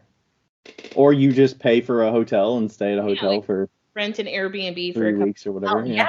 Rent a beautiful Airbnb. Yeah. Yeah. Take the cats. They're sleeping. Pets included. Pets allowed. Yeah, I Yeah. immediately thought the house, and then I was like, I feel like I would need to buy something that I wouldn't splurge on normally. Like, what would I splurge on? Car, Would you say? like a car, like a sports car or I something. don't think I would get a car. I would probably, I mean, Rachel would love it if we got like an Airstream or something like that. Okay, that would be awesome. That But would then- be cool. Yeah. Like You'd a have to deck- get a truck. a decked out Airstream. Yeah, I was thinking about that. I was like, she wants an Airstream sometime, and I'm like, we're gonna need a truck because you can't just pull that behind Yeah, you're right. any SUV. And then I'm like, I gotta learn how to drive that, and she's gotta learn how to drive that. It's You not gotta hard. learn how to back it up, most importantly. I can teach you. It's That fine. scares me, the backing up part.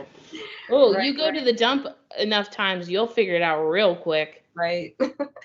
Oh, with a trailer. Yeah, I've never backed up. I've never even hooked up a trailer or anything. Oh, we do it all the time. My husband's very like, the girls are going to do everything the boys are going to do. And my daughter, we drive tractors and we have to back up trailers all the time. And it might take like a half an hour and 45 tries, but we get it done. That's right. And it's Did fun. you have to ease up to that, or was it from necessity you had to do it? Well, he's just like, hey, go move that trailer. You know what I mean? And you're like, okay. I'm like, because I grew up with it totally different. I have 2 older brothers, and just, my parents are a little old school. Like, I feel terrible if they're going to listen to this, but my dad, I don't know. My dad was like, no, you don't need to. They rewrote snowmobiles and dirt bikes, but I never got to ride them. Because I was a girl. The boys could take the boat out, like the rowboat meeting. I was never allowed to, even like at 20 years old.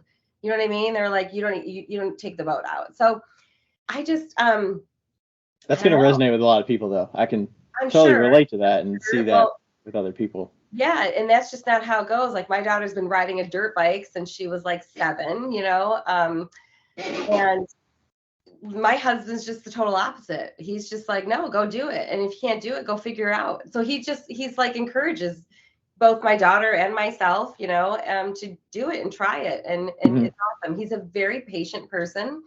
So literally, like, it might take us forever and he'll sit there and wait. You know what I mean? Like, Okay. I was going to ask you, is it a side-by-side thing, or do you get stressed out when... Oh, I get stressed out, but she doesn't. He'll be like, Okay. calm down. Just take your time. You got it. Like... What a wonderful man. He is very wonderful. Yeah. That's so great because, like, it's so different when somebody's like, figure it out, and then they get fucking pissed at you after 4 tries. And it's just like, Right.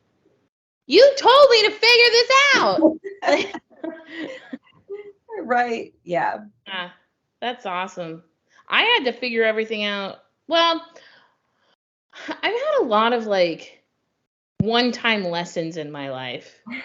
Like, here, let me show you how to do this. Okay, go. Like, Right. go drive a trailer across 10 states. Have fun.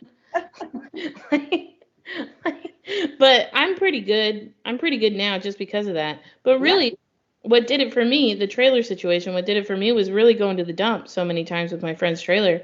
I remember the first time the guy at the dump had to back it up for me. Like, because I just couldn't figure it out. Right. Right. Yeah, because you have to go the opposite way, Ryan. You do. Yes.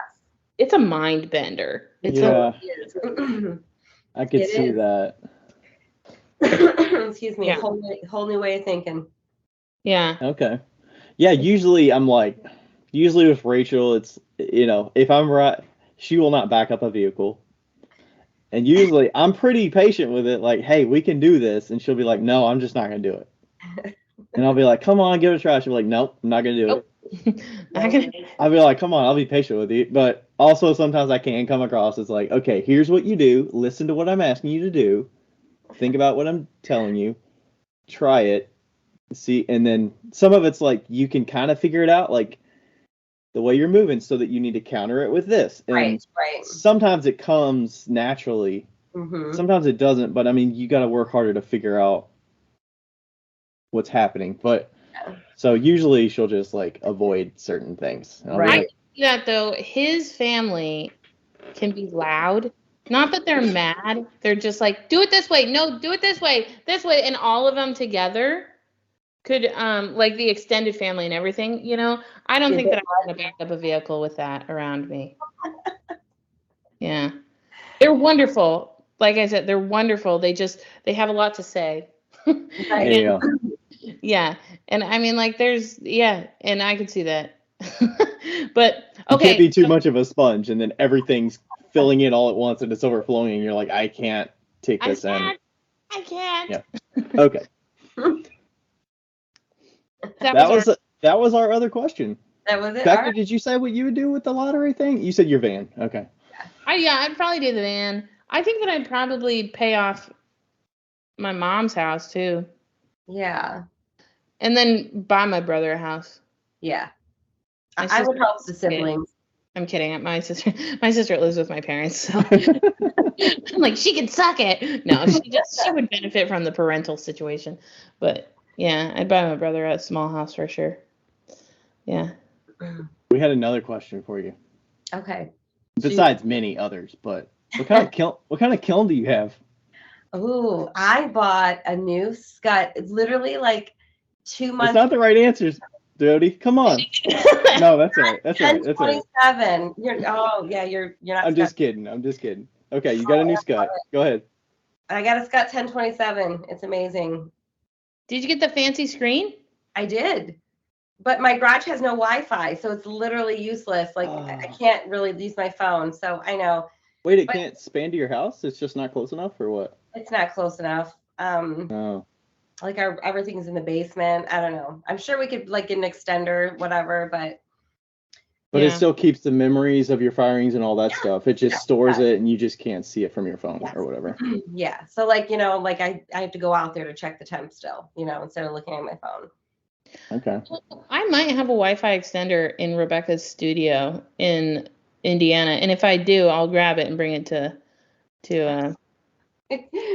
Are they expensive? Like they're probably like not even. Oh, they are. They're like $100, like good ones. Yeah. Wow. Yeah. Well, anyway, we have to do. So we were asking you that because we just got sponsored by L&L. And so we were queuing you up. We didn't actually know what kiln you had. And we're not gonna shit on Scott, but we gotta talk about the L&L stuff. But we do want to talk about L&L and why we like them. Oh sure, I'd love to hear about L&L. Do y'all use those at the studio, or have you had any experience with L&L before? No, I haven't. We only have Scott at the studio I teach at as well. Oh, so have you ever taken your elements out? No, I haven't had to yet. I just had to replace the thermocouple. You got a brand new kiln. I'll see how the brand new kiln works. I've never had a brand new kiln, so. Yeah. Well, with L&L, they have these little they have what are they called? What are they called, Becca? They're called element channels, and you can you put the elements in, and you don't even have to pin them in. They're just they're the same material as the kiln stilts. The kiln furniture, yeah. And you put them in, and then you don't have to do anything. It's the easiest freaking element replacement in the whole entire world. And when you get when you have to change out your elements, you'll be like, man, I wish I had a Scott. And you do have a Scott. You mean you wish you had an L&L? That's what you should have said. That. I'm so bad at this. But anyway, it is quite nice. And Brian, do you have anything to say about it? No, you said it. It actually sounds awesome. because the way the Scott, like my elements are kind of dropped down behind the kiln brick, which is super soft, and I can't imagine like pulling it out without doing that, honestly. So that actually sounds like you just gotta be careful. I mean, sometimes the elements will slouch and kind of sag. Yeah. So heat them up. Do you heat yours before you pull them out? I don't. No. Okay. I mean, I have the channel, so you're not gonna break anything or risk anything because you're just pulling it out of a piece of a kiln furniture essentially. So it's not gonna break any brick. But and you don't create a bunch of dust when you're pulling it out. I used to, you gotta make sure you pull all the pins out, throw all the pins in the bottom or whatever, and then just pull them out gently. The thing that you'll want to do when you do pull out your bricks, or not bricks, when you do pull out your elements, is you'll want to find pins that are U-shaped. And I think they don't sell them at Scud or anything. I think that you have to like find them, or you could make your own just with Kanthal wire, honestly, and just do U-shaped ones, because then you can like go over the element itself, and a lot of the pins are just straight. And you can find that you can get the straight ones and bend them too, but they're just straight, and they like, it's just a lot easier if you do in the U shape. Then you could just like pin it down. I kind of noticed that in our work kilns, they're just straight pins everywhere, and I'm like, it makes no sense. It doesn't at all. Yeah. But I mean, also, if you've got the bricks that aren't broken and whatnot, then they should stay in the channels. You would think. But they can kind of sag out sometimes. Mine is still good, but well, when you get to that point, just make sure you do the U ones. I don't know. However, I'm not a professional in the sense of, I don't know if the U shape interferes with the heat of the element, but it hasn't ever had an issue with me. So yeah. All right. The only thing left to book in that is, where do you find it, Becca? Oh, at hotmilks.com. Nice. So are you sponsored by them right now? Yeah, we just started our sponsorship. Our first episode went out on Saturday. So that's awesome. You're our first interview where we have to talk about it. So we're just playing it into conversation. We'll see how this goes with our next interview that is not clay related at all, which should be interesting. But we'll just be like, pause. Little info commercial. Well, cool. Well, I'll check out L&L Kilns for sure. You'll look for the next one in 40 years. Are you looking down in the next 20 years? Yeah. L&L. Are you looking forward to the kiln maintenance that you're having to? I mean, you got the new kiln. No. No. That's not my cup of tea. I'm dreading it. I'm hoping that my husband wants to do it. I'm not gonna lie. Okay. He's probably gonna be like, well, I'll watch. I know. He probably will, but you know what? He's like, with the thermocouple, I didn't know how to do it. It's obviously very simple. And he was like, well, here, let me open the thing for you, all that. And he's like, well, here, let me. So he ended up doing it. But so it's just the bending over with all the stuff. I'm like, if he volunteers, I'm not going to say no. But he's like, he'll be interested to see how it all goes together. Like at my work, I see it all. You know what I mean? He's going to want to be interested in seeing how it all goes together. So I know he's going to want to do it. Yeah. Well, on it. A little piece of advice, that top comes off. You can take the whole top off and put it on like a table next to you. Yeah. That's made it a lot easier for me in the past. Yes, I definitely would plan on doing that for sure. Yeah. It's a little heavy, but it's worth it. Plus, the more you know about the maintenance and what goes on inside it, the less worrisome you can be about, am I going to burn my house down? Right. Right. Like, yeah, for sure. Yeah, they're not as scary. You know what I mean? Like, I don't know. I did burn down the outlet melted. Oh no. With the new kiln? Yes, with my new kiln, and I'm going to get all this wrong. Didn't you call L&L? Didn't something happen? Or not L&L? Didn't you call it Scott? Didn't something happen? Like, no, my neighbor's an electrician, and so my kiln shut off, like they shut the breaker, did everything right? So nothing burned down. But what my electrician said was, and this is where he said my cord, he didn't think was big enough from Scott, that came with it. and the draw from the electrical panel, even though it was like supposed to be, that's why I don't know the numbers. I don't want to, like, you know what I mean? Let's pretend. It's probably a 60 amp breaker or a 50 amp kiln. Yeah, I think that's exactly what it is. My neighbor was like, who's an electrician, he's like, yeah, that sounds all good, but when you're drawing that amount of electricity for 12 hours, 14 hours, it's too long. You need to go higher. And what happens is the little metal things start rattling loose, and then they touch and melt, you know, like the plastic and stuff like that. So he replaced all of that and he upped everything, and I've not had a problem. Yeah. And also, if you wanted to make sure, like, really get it super sound, you could just have him hardwired in, so it's not a plug. Yes. It's just like that's the safest way to have a kiln, is just to hardwire it in. Yeah. So, and it's easy. It's easy, a piece of cake. But yeah. It's nice to have the contacts that know the electrical stuff, though. Yeah, it was very nice. Because otherwise, that could be expensive. Mm-hmm. I mean, yeah, I paid them. As long as you also, you know, they know what they're doing, so that you don't try to go around to somebody that knows electrical stuff. No, he's like a licensed electrician. I was good. Yeah. So it's kind of. Yeah.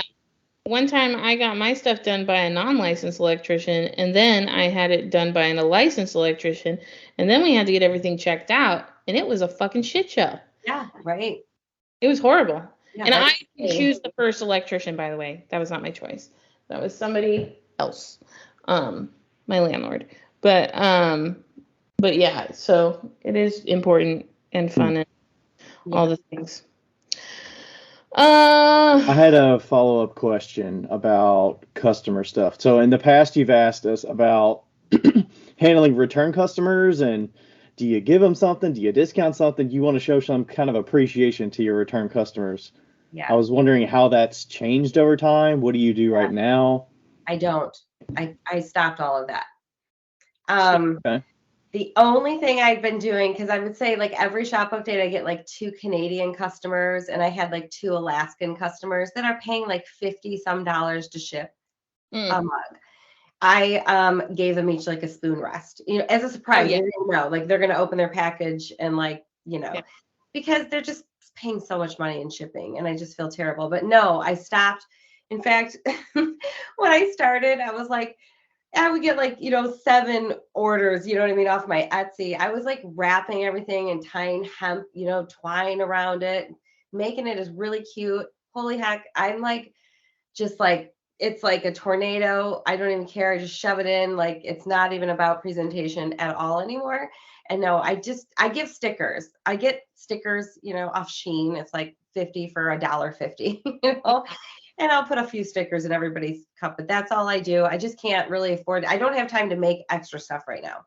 I literally barely have enough time to make what I want to make. So, you know, now that I just have more customers, I just can't do that anymore. So yes, nope, not don't have to worry about that anymore. Nice. Good on you. Yeah, I think that the whole like cottage, you know, like barn house situation that's going on, that is hopefully phasing out sometime soon. I think it's super toxic because it's like, oh, everything inside your stuff has to be really nice. And it's like, okay, but like if the lemonade at the lemonade stand is good, it doesn't matter what the lemonade stand looks like. Right. Like, it's very specific things in this world that, like, Chinese restaurants, you expect them to be shitty on the inside, like, and you expect their food to be delicious. Like, why can't it be like that for everybody? You're right. Like, yeah. Like, if you don't see that board that's been up there since 1990, that's got the same pictures, like, I don't know how good this place is gonna be. Yeah, right. If they painted their walls recently, I'm out. Yeah, like, peace out, motherfucker. No, but like, yeah, I just think that it's really a bummer because, like, hello, you're getting this piece that is absolutely unbelievable, and you're expecting it to be packaged unbelievably and sent with extra things unbelievably, and, you know, free shipping and all the things, and it's like, no. No, I know. And I was doing that. Like, here's the funny thing too, is, like Facebook. I have a Mudslinging Pottery on my Facebook, but I barely ever do anything with it because it's like mostly friends and family. This is like kind of funny. So before, I would just get Facebook messages, of friends going, "Hey, can I get that mug?" Or, "Hey, can I snag 2 of these? Hey, can I get that berry bowl?" You know what I mean? And I'm a people pleaser, truly. Like, I hate disappointing people. It's very hard for me to say no. The older I get, it's getting a little easier, but I still, things, it bothers me, and that's just who I am. Um, so I stopped posting I don't post on Facebook anymore, like hardly ever. My mother will like post, "Hey, Jodie's having a shop update." I'll like text her. I'm like, "Take that down." And what I don't do is I don't check any Facebook messages until after my restock. And then I'll go and then I'm like, "Oh, I'm so sorry. I'm sold out." And it's like, I feel bad, but I do feel like I need to give them some sort of a discount, right? I don't Yeah. know why, because I always have. And I feel like I have to like, it'd be weird to not. So I don't even want to like bother that. But aside, like doing side hustle, it is so easy to like just have a shop update. It's all on my Shopify. I can print off the label, put it in a box, stick the label on, put it on my front porch to be picked up. These Yeah. side hustles where it's like, "Oh my God, so and so's texting me, they're going to pay through PayPal. This one's going to pay through Venmo, but they're Instagram messaging, or this is Facebook." Like, it is so stressful. And then scheduling when they're going to come by to pick it up, or, "Oh, they want me to drop it off." And it's like, I'm like so stressed out with the little side hustles. I just totally quit doing that. And I kind of quit by like taking Facebook out of the picture because it was like my friends and family. Do you think that's a education thing where your friends and family don't know the seriousness and the professionalism of the Probably. business, that they just think that you're just Jodie, they've known you for years, that they see you at things and they don't know everything that's going on in your world? Probably. I don't think anybody would have any idea the amount of like stress that actually puts on me. Um, and I don't think like they expect the discount. I don't think they do. I think they know that this is like a real business. You know what I mean? They see it, Yeah. but it's me. I feel bad then. Mm-hmm. But the way I explain it, and I have, is, I only can make 40 to 50 items a month, right? And I have this customer, um, like clientele kind of like built up right now. And so through my Instagram, through the weeks of making, I'm, posting pictures of my process and like what's going to be available. And that's like my marketing, right? That's time I'm putting into all of that. And then, it was one time in particular, I had one woman at work. She was like, "I'd like these 4 mugs." And another one was like, "I'll take these 2." My neighbor came over wanting 1 mug and she's like, "I want these 4." And I'm like, "Well, hold on. I'm supposed to have like 40 mugs available. And like right now, like 12 or 15 are going to be gone." You know what I mean? And I'm like, I can't do that. Like, that's now my customer base. Like, what if I don't have what I said is going to be available? You know what I mean? They're going to just whatever. They're not going to take me serious. Yeah. And they could maybe stop coming shopping. Right. I don't know. So I How do think you that, transition that conversation to say you're kind of just any other customer, get in line kind of, yeah, or follow me? Like, what do you normally do? Do you normally I, say, I have a well, system? I avoid the messages now. I don't answer anything, so I don't. But I have had to say like, yeah, the update's at 8 o'clock, so just hop on there. And so I'll number my mugs, and I'm like, put in the search the number mug you want, and you'll be able and Apple Pay it, and you'll get it. You know what I mean? So Mhm. yeah, I have had to do that, and I will lose sleep over that. Like that will It's like hard because you're like, I thought we've known you for years. Like, why do I have to go through these hoops to get something when you live next door to me? But also, like, Yeah, I know. It sounds you're terrible playing when you like favorites, say it out but loud. I'm like, I'm so appreciative of anybody that wants to buy anything I make, like for real. But because I can make like kind of like a small quantity, it's like bad for business. Do you know what I mean?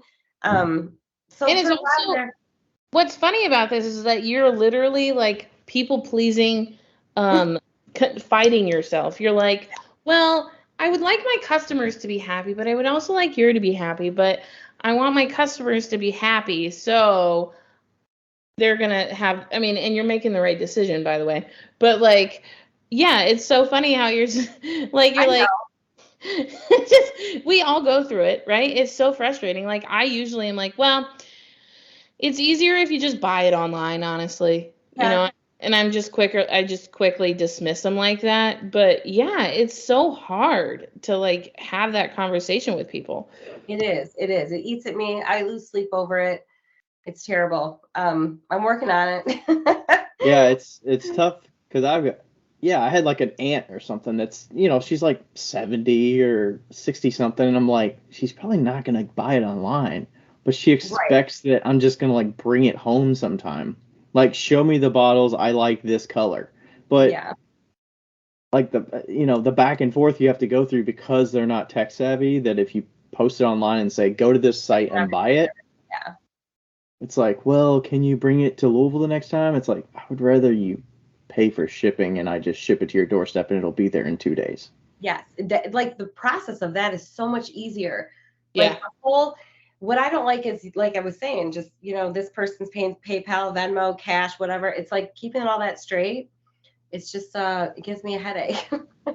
I would rather just like, if they come and pick it up, I'd be like, I'll refund your shipping. No problem. You just have to pay for it originally. Yes. Yeah. And I do that. The ones that do that, I totally do that. Yeah.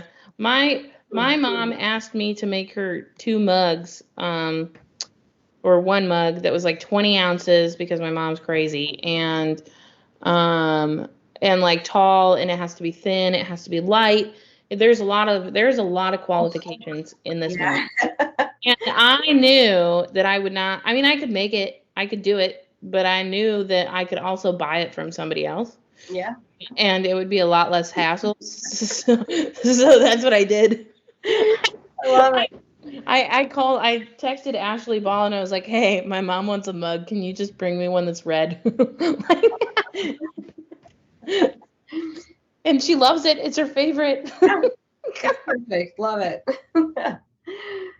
Offload. Love it. Yeah. Okay. How do you, kind of separate topic, how do you manage you've kind of touched on it, the family time, the studio time, and how's that changed as the kids have grown? You've been in this a long time. Yeah. I'm suspecting you haven't been selling to this stage for that long, but. Years ago, I did street fairs and like craft shows and sold in a few little consignment boutiques up in northern Michigan. And that was like pre-kids. And then when my kids were little, it just got to be a lot, the whole setting up. And gosh, Michigan, there was always like a torrential downpour, during any street fair show. This whole like online thing too is just like awesome. You know what I mean? I'm not going back to the street fairs or craft shows or anything like that.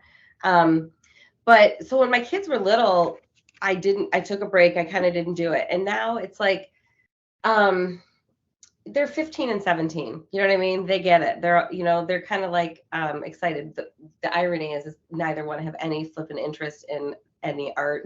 It's so annoying. Oh, so you're not getting them to come in the studio and help you out. Oh my gosh. So no, I've offered them. I'm like, do you want to, my daughter's a cashier, like a fruit market, but she'll be like, oh, they only give me 1 day. I just want to make more money. And I'm like, I'll pay you $25 a week. All you have to do is like sweep my floor, vacuum it, mind you, a 9x12 room, a size of a bedroom, and like run the mop over the floor. $100 a month I'll pay her. And she is like, no, God, I'm not doing that. Zero interest.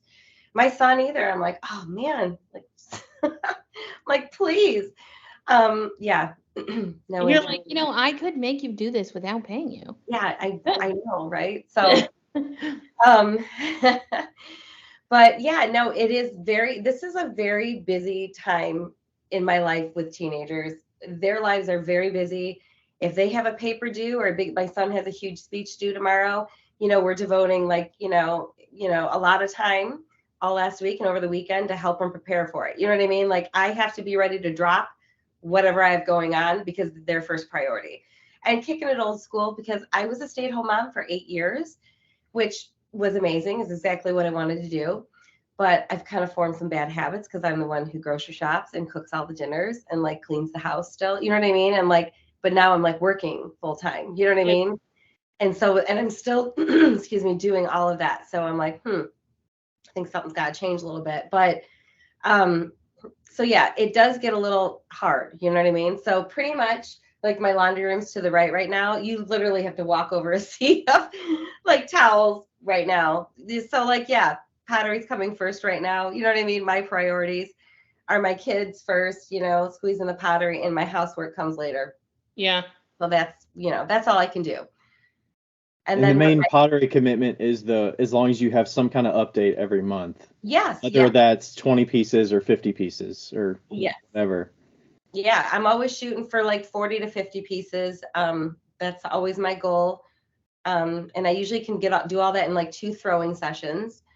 Like, you know what I mean? And then I can carve them out in like a couple days, and then it's the glazing, which takes me like a couple weeks. Like really. So, and that's what I do. Okay. Do you have to use damp boxes a lot to keep the stages manageable, or? No, what I was saying, this room, with the dehumidifier and the door, I can like dry things out really quick. And so if I have the best bags from my daughter's fruit market, so I'll have to wrap up everything individually. You know what I mean? Like if I'm like, okay, I can't get to it. So yeah, that's what I'll do if something comes up, you know? Yeah. But I don't have to leave for work the 2 days till 9 a.m. So when my kids leave at 7:30, I come down here and get like an hour and a half in. Nice. You know, those days too. Get a lot done, you know? I don't know. I'm just always in here doing something. Yeah. You know? Because I was thinking, okay, it dries out, and then you got to handle it. Plus, you got to be able to put some underglaze on it and carve it. So that's very finite time. I'm always in here doing something, and usually like, okay, wrapping some things up because I didn't get to them, you know? And then, yeah. That probably keeps your pieces a little more one of a kind, too, because you're doing it in spurts. Yep. I usually have like 25 pieces all in the same, you know, stage of, you know, working. Okay. So yeah, that's my life. It's crazy busy right now. And I know, and I love it though. I wouldn't change it. You know what I mean? Like I'm like, one day my kids are going to be out of the house and I'm going to have a whole lot of free time on my hands. Mm-hmm. So, but I'm enjoying this. Is that helping as they're 17 and 15? Are they the 17-year-old driving age? So they're drives. No, It's their sports though. They're still like, you know, they have games, and I'm not missing a game. Like, and it's funny, I never played sports in high school. I'm like super unathletic. I was in like art and music, you know. So this is weird for me, but like I live for their sports right now. I'm like loving it. It's so cool. So I'm not missing anything. So, but yeah, it's like a 2 hours every night if you have a game, you know what I mean? Yeah. It's what I'm doing. And then you get that to socialize a little bit. I'm sure you're socializing it, teaching and whatnot with other people. So. Oh yeah. Excuse me. Yes. Got a nice little community friendship. Are you generally pretty more introverted or extroverted? Oh, I know you guys always talk about that. I'm definitely more of like an extrovert type person. You know what I mean? I'm a people person. But I totally love my alone time too. You know what I mean? Like I have no problem being alone. And it's funny, like I've been in situations where we'll have to drive, like, I don't know, there's so many times this happened where, you know, they're like, well, let's all drive together like for an hour. And I've made things up to like get out of it just because I want to drive by myself and just be in my own thoughts and either just jam out to whatever I want, like, you know. So I mean, but then I love being around people, you know, like where we have a place up in northern Michigan, and my husband, he probably could have built a place out in like, you know, 50 acres around nobody, but I wanted to be with people. So we have a place that's in like a little association, and we have neighbors, you know what I mean? And there's like a community pool and, you know, the lake, because I want to be around people. I do. But I just enjoy my alone time. So what do you call it when you're a mash of that? You're extroverted introvert? No, you're an introverted extrovert. Okay. You're an introverted extrovert. So you're an actual extrovert, but you can still like pull those introverted qualities out. Yeah. So I'm an extroverted introvert, and so is Ron. So you're not going to be overwhelmed with NCECA? Yeah. No, probably not. And we will. You will. Yeah. Well, I hope I get to meet you guys. Oh, we'll get to meet. Oh, well, yeah. We'll definitely cross paths. Okay. I've never been to Zika. This will be my first time. Yeah. Well, it sounds like you're gonna love it. Going right for that air pen, I'll tell you that. That's the first little demo. Air pen for sure. It's a lot of people. It's a lot of stimulation. So what do y'all like to do as a family then? You mentioned the place in northern Michigan. Yeah. What do y'all do outside of? Yeah, obviously it's a lot of activities with the kids. It is. Right now. We have a lot of fun. We have snowmobiles. We have a razor. We have dirt bikes and four-wheelers. A razor? Like a razor scooter? No, like a like a four-person off-road thing. Oh, Barrier. like a gator, but Polaris razor. yeah. Oh. Yeah, it's awesome. So that's all. Like, we just have a lot of toys. We're just toy people, and it's fun. That's Yes. Then we go skiing and snowboarding. I don't know, we just try to stay like just active and just doing stuff, you know. We'll go shoot at the range right now. We just got a membership. There's a shooting range that just opened up. So it's like our new thing. We're just going to shoot targets. It's so fun. That's great. Yeah. So a lot of that. Movies. I love watching movies. It's like one of my favorite things to do. Me too. So yeah. Are you doing that in the background at the studio? You're watching something on an iPad or? I listen to podcasts. Oh, okay. Just I listen to you guys and a bunch of crime podcasts, which is not good. My family wants me to stop because I'm getting paranoid. So I just listened to Undetermined is the one I just listened to over the last few weeks, which is like a down. That was a crime podcast. There was somebody that their death certificate said undetermined, so they were trying to investigate. Like it was kind of in a limbo period because they couldn't really do anything with it. So it wasn't super grisly and all that stuff, but it was more like the police investigative kind of thing. But, yeah, which I find really interesting. Like I can get into those. Yeah. So yeah.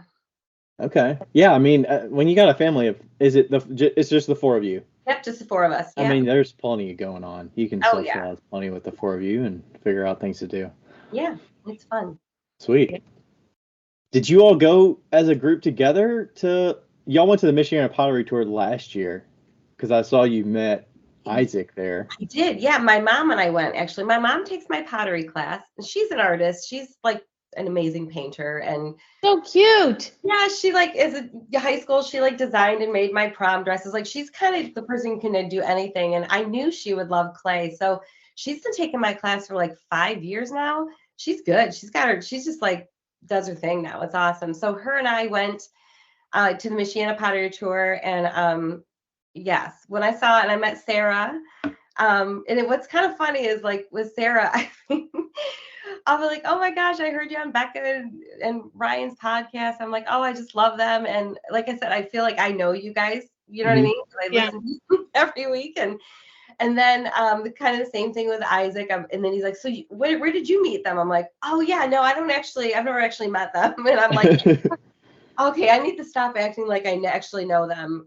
No, I do that. It's fine.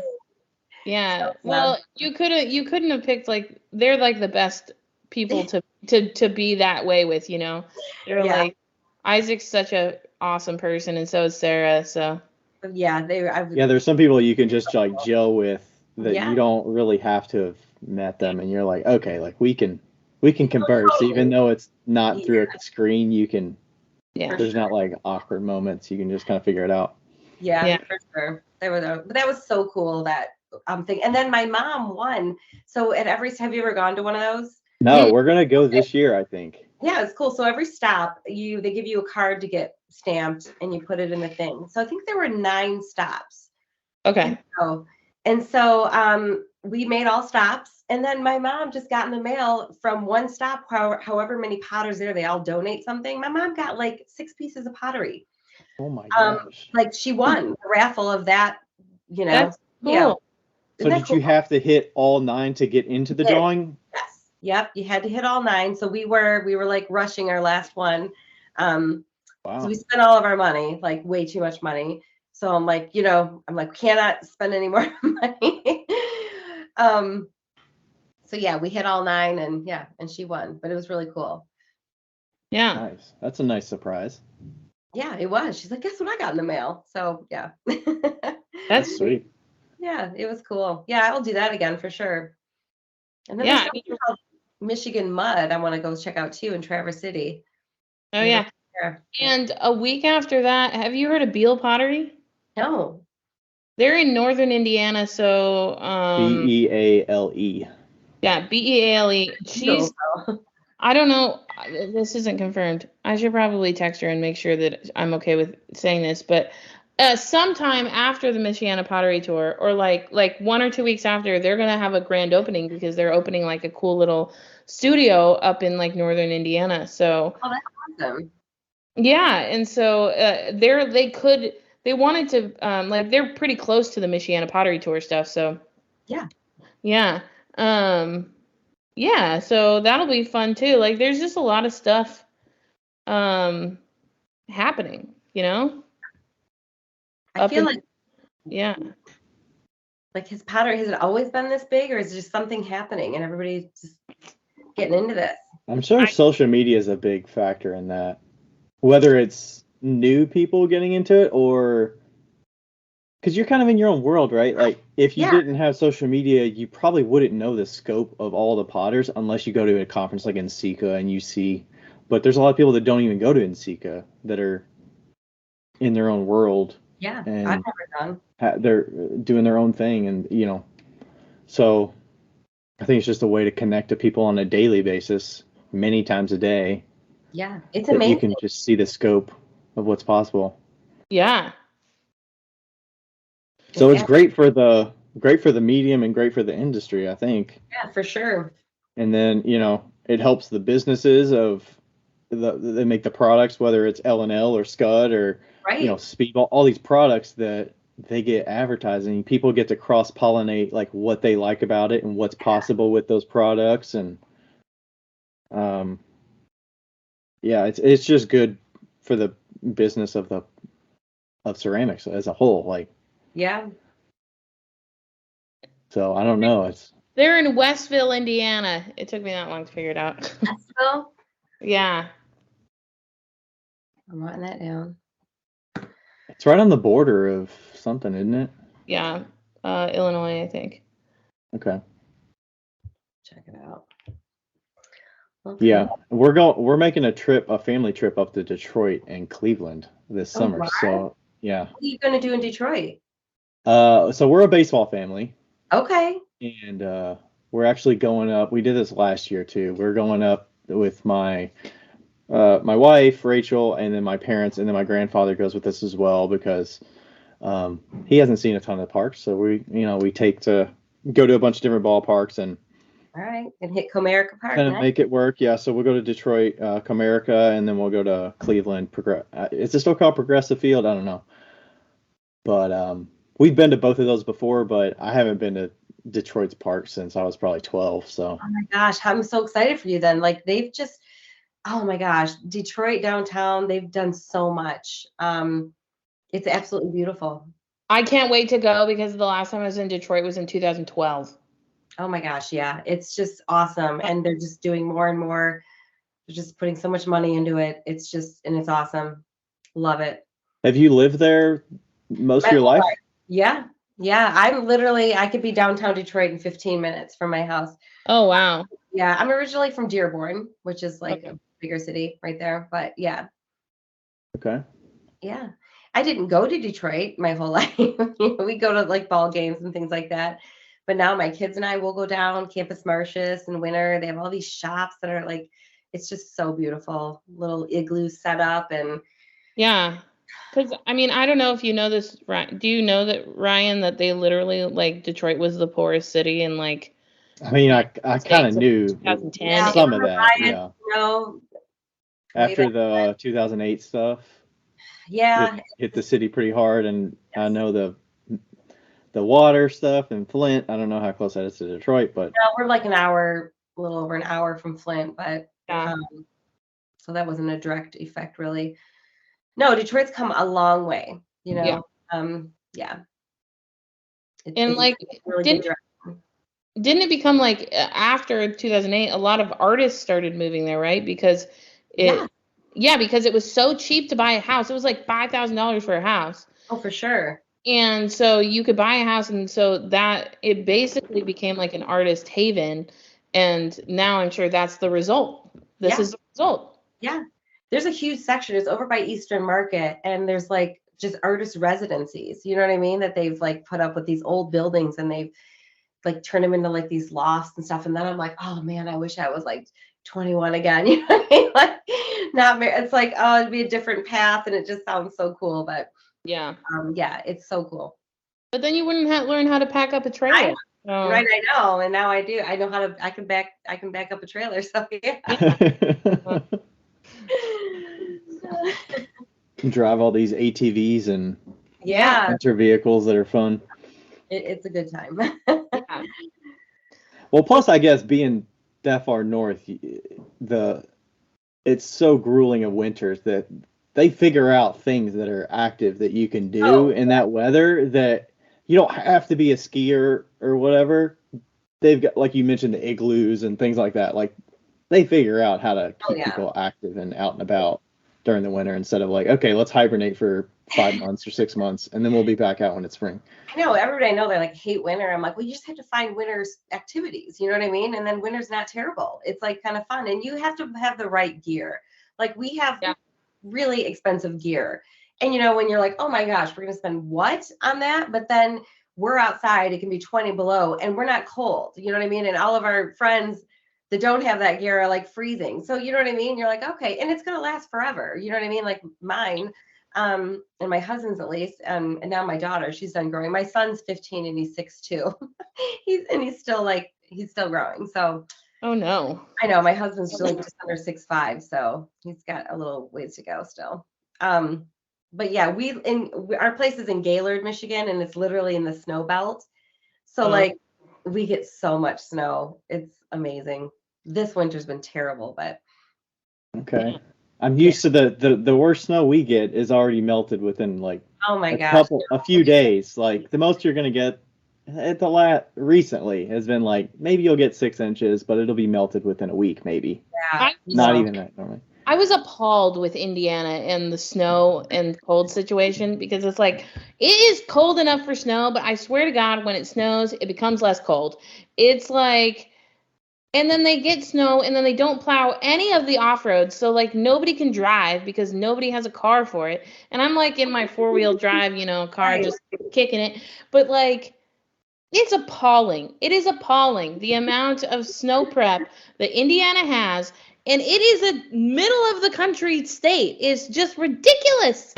I don't get it.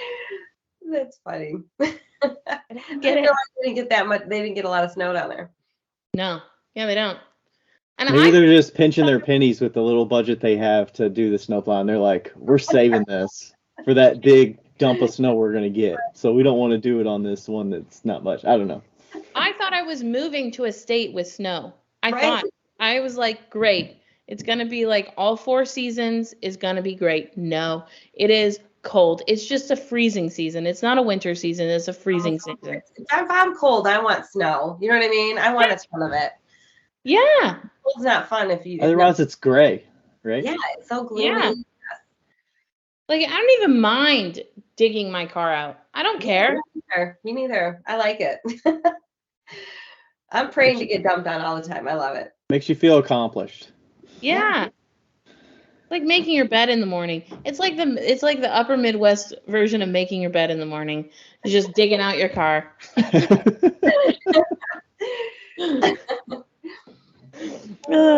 Becca, I've asked a ton of questions. Do you have any last questions for Jodie before we depart? What's your favorite flavor of pudding?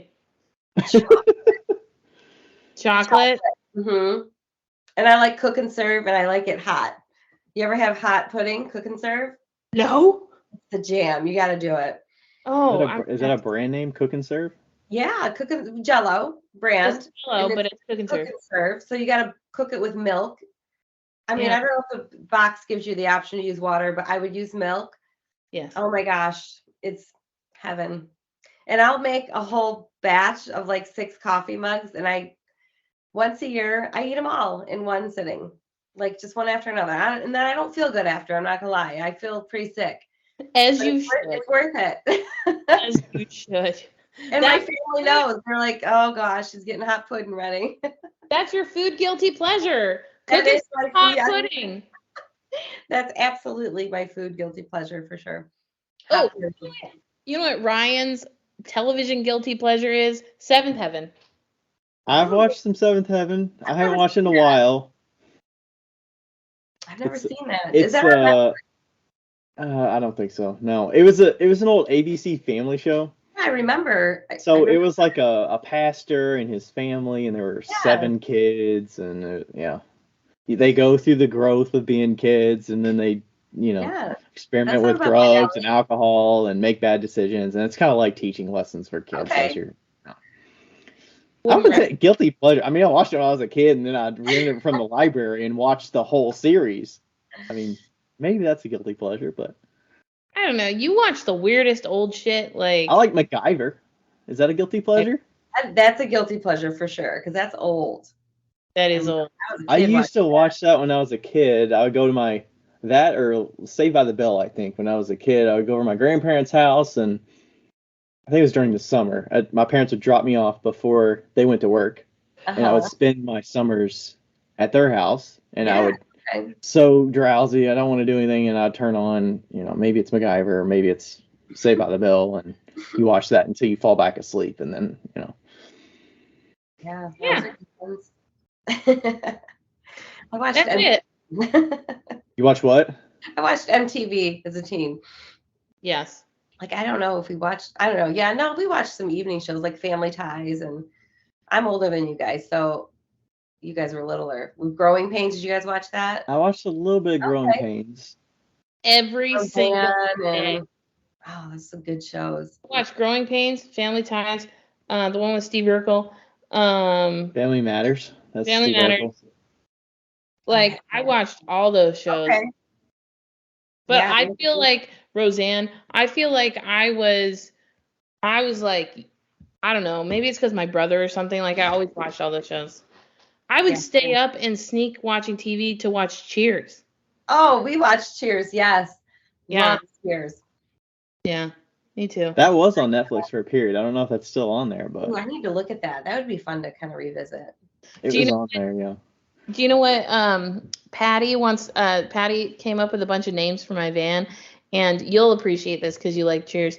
And so she wants to name, I think the running name for the van, like the top pick right now, is Cliff Clayvan. That's perfect. I vote for that too. Put me on for that vote. Cliff Clayvan. That is amazing. What's the reference? I'm guessing his name's Cliff. Is that the guy that's got the postal worker at Cheers? Yes. Yeah, he's the post worker. What's his name? Is his name actually Clay something? Is it Clavin? No, I think it's like Cliff. It's something close. It's something. I don't know if they did like the last names. I don't know. Fraser. Cliff Clavin. Clavin. Then that's it. Yeah. Clayvan. There we go. Yeah. Cliff Clayvan. Cliff Clayvan. That's awesome. I That's like great. that. I think it's settled, Becca. That's the name. That's it. That's the name. I can't wait until I do my my video, and I'll be like, "This is my van, Cliff Clayvan." Yeah. I love it. Okay, well, you should probably get back to helping your kid out with his paper or his His big speech. He's got a speech tomorrow.